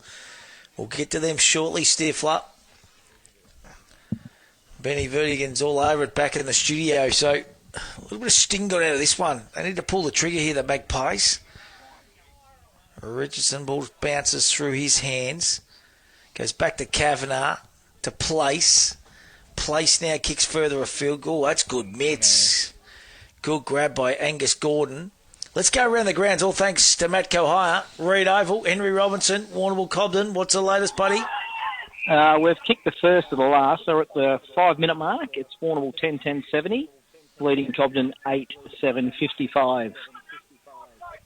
Going to be a good grandstand finish, that one up at the Reed Oval this afternoon by the sounds of that. Good mark here by Jay Moody. Let's go to North Warrnambool v the Koroit Saints out of Bushfield. Skeeter Cannon, what's the latest, Skeet? Yeah, she's all over here, Matty. It's 25 minutes into the last quarter. It's North Warrnambool 13-12-90, leading Koroit 9-9-63. Beautifully done, Skeet. The Eagles are going to get the job done. I reckon Portland are going to go back, and their coach, Lockie Huppert, has got a chance to ice the game now. 20 metres out on a slight angle. Jay Moody, that started. Brilliant. 20 seconds ago, that ball was being kicked by Camperdown inside forward 50, intercept mark, and just ran and handballed through the middle, and then Wilson just got out the far fit, Moody. side. Yeah, looks really fit. Good. Harper, it's actually Saunders. Oh, he just misses, so he's had a couple of chances in this final quarter, Saunders. So 9-12-66, 7-9-51, Camperdown. Let's go to Bobby Thomas. Kangaroos v the Roosters. What's the latest, Bobby? Yeah, about 15 minutes into the final. South 10-7-67, Kangaroos 5-4-34. And a good game of footy. Beautifully. This one's been a good game too. Don't worry about that. It's been an absolute cracker. I'm going to share a little stat with you, boys, and I'm pretty sure this is right, but this could be the very first win that Portland's had here at the Lure Oval since joining the league. Wow. I've just been going through the results, and it's been a graveyard for them. Yeah, it has been. They haven't had a win here thus far in their Hampton League journey, so potentially their first one. So Burns inside forward 50, Wilson territory, got it on the half volley, the big fella. Wheels around on the left boot, snaps it, looking for Sharp, and he hits him on the chest. He shows some agility, the big fella. Good play, wasn't it? That was really good play. He went on the left and he found Sharp, who took the easiest of chest marks. And you speak about icing the game. Well, he can ice it with a goal here, Tommy Sharp. He's played well. He's probably been... Yes. Wilson's got going in the second half, but Sharp's probably been their best forward, Portland. Bus trip for Portland, boys? No. Don't think, mate. I haven't seen a bus here at the front or anything. Don't think. Sharp comes in for his third, and he ices the cake for the Tigers. What once was a graveyard now is a winning destination. I was trying to think of a line there. Yeah, well done. Destination's good. A winning destination, and they will get their first win in history here at the Lura Oval Camperdown. They go out to a 21-point lead. 10-12-72 to 7-9-51. 26 minutes gone. And it's been a good second half by the Tigers. I felt that Camperdown really controlled things in general play in that first half, Wiggsy, but sort of got things back on their terms. Yeah, no, look, absolutely. I think, again, they've stuck to their run and gun game, though, but been, again, probably Camperdown just turned the ball over a little bit. Again, probably due to Portland's pressure, and their forward line's just looking a little bit more dangerous now. Gee, you want to see Trenty Hill? He can navigate his way through a computer, boys. Been watching him all afternoon. He's just been going from one app to another. He is very, very good at it. Wiggsy, if you need a little assistant in the teaching stakes, yes. Tildy, someone to do your brickwork, bookwork. Hilly learned off me, I think, mate. So, yeah, sharing my wisdom. You'd be good on the computer, wouldn't you, Tilt? No. Wouldn't know how to turn one on. I wouldn't My think mobile so. phone frustrates me enough. I love it. Just as doing the invoices, is she, Tilt? Just got the racing.com. So, anyway, responsible gambling we talk about, don't we? Yep. That's it, mate. Saunders kicks further afield. So Portland are going to get the job done here, boys. It's going to be a good, hard-fought victory up here too. High and under. Proctor goes back with it. Ball goes out of bounds, and we will have a ball up far out of side. So 28 minutes gone in this final quarter. It's been a really good game of football. Camperdown's Lura Oval, bathed in sunshine, bit of wind around all day. Tigers had a good win in the reserves, and they're going to have a good win in the seniors. And the 18s as well. Had a good win in the 18s. Yeah. So it could be a clean sweep this afternoon on the football field for the Portland Tigers. Well, it will be. So ball on that far out of side. Lucas is in there once again for Camperdown. Umpire's done a good job today, boys. Yep. Yeah, been good. Nothing outlandish paid or anything like that. It's been pretty good. Been no scuffles. There's been no nothing. It's been a fair contest, hasn't it? It's been played in good spirits, for sure. Great chat with Brian Brown before the game too. The pre-game, that was magnificent. Post-game coming up, all thanks to Conquest Pools of Bojangles Warrnambool. Free kick's going to go to Portland here, and it's Cade Lovell. He's been rock solid, gets it out to his coach. Always good to wax a bit with the coach late in the game. They'll remember it for next week, so when they're looking at selection. Is that true, Wiggs? No, Stewie obviously was aware of it, though. Stewie used to do that with Jack late in the game. He's a big fella. Me and big Russell Marshall. when we're 15 goals down. I can imagine you at Creek, mate. You would be Pee-wee just waxing at the end. Kick goes further afield here. This young kid Campbell's been all right too. He goes backwards. This is this waxing Proctor to Walsh. Look at that. They're just going from one side to the other here to Lovell. That's Cade. There to Huppet, see? Get it to the coach. Rack him and stack him. Lockie will have another 35 today. And there's a siren. There is the siren of the Portland Tigers. They have run out victors 10-12-72. Camperdown 7-9-51. So a 21-point victory in the end of the Portland Tigers here at Lura Oval. And Adam Dowie, Scotty Carter and Trent Hill. It was a really entertaining game of footy for mine. Yeah, look, it was. It was, full credit to Camperdown. I think it's been well documented, undermanned. Even Cam Spencer's and playing. There's probably a few others as well, Hilly, obviously Sam Gordon. But they, and again, in all their games, even their losses, they haven't been far away. So Camperdown shouldn't be too disappointed with how that game unfolded. But Portland, for a lot of the game, or certainly the first half, looked, again, we spoke about how much they handball, and at times it was difficult to watch. And then coming out of their back line, they were making some really poor, whether decisions or execution. But then I felt in the second half they sort of got their game going a little bit.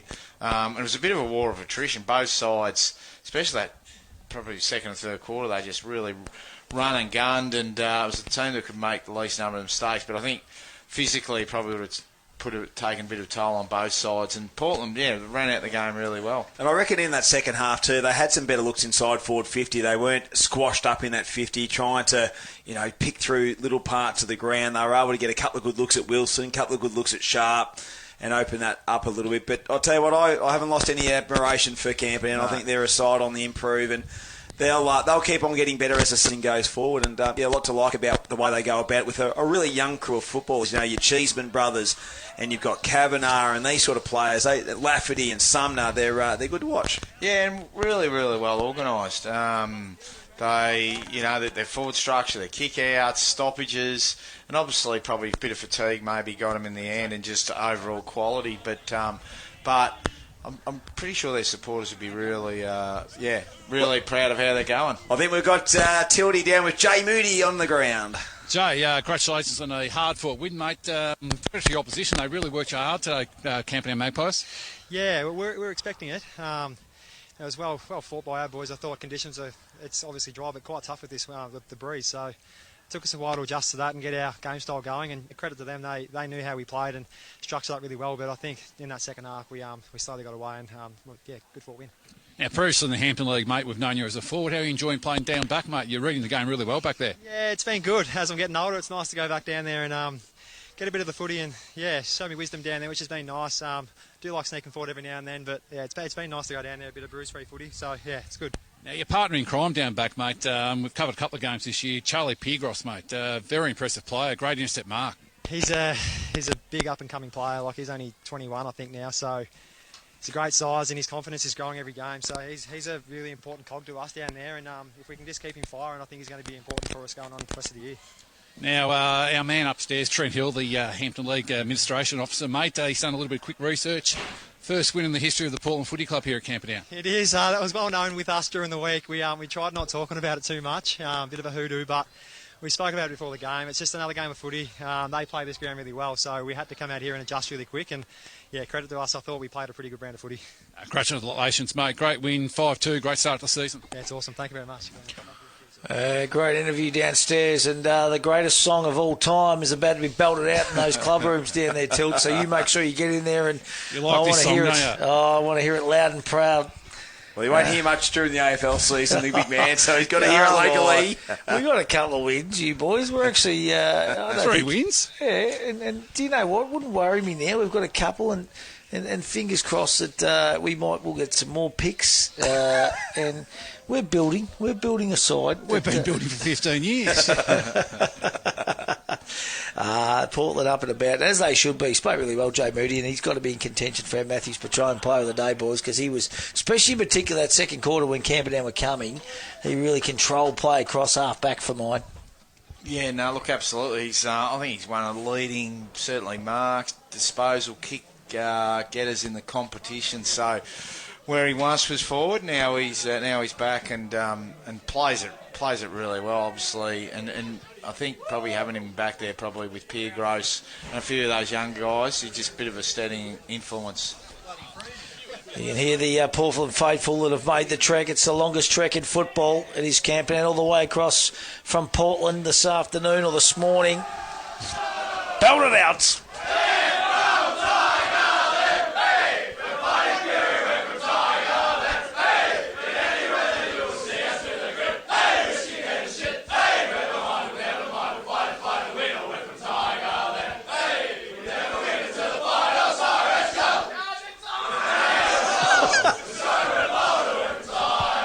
Yellow and black. Going again, boys. Give it to it again. Absolutely magnificent. This is the post-game. All thanks to Conquest Pools in Warrnambool and Bojangles Pizza 6200 Get your feast tonight. We're going to take a break, come back and wrap up our award winners on what has been a cracking day of Hampden League Live footy. 3YBFM's Hampden League Live. For our broadcast partners, Warrnambool Nissan, Badeness Rural, McDonald's Warrnambool Eastern Central, Sungold Fresh Local Milk and Harvey Norman Warrnambool.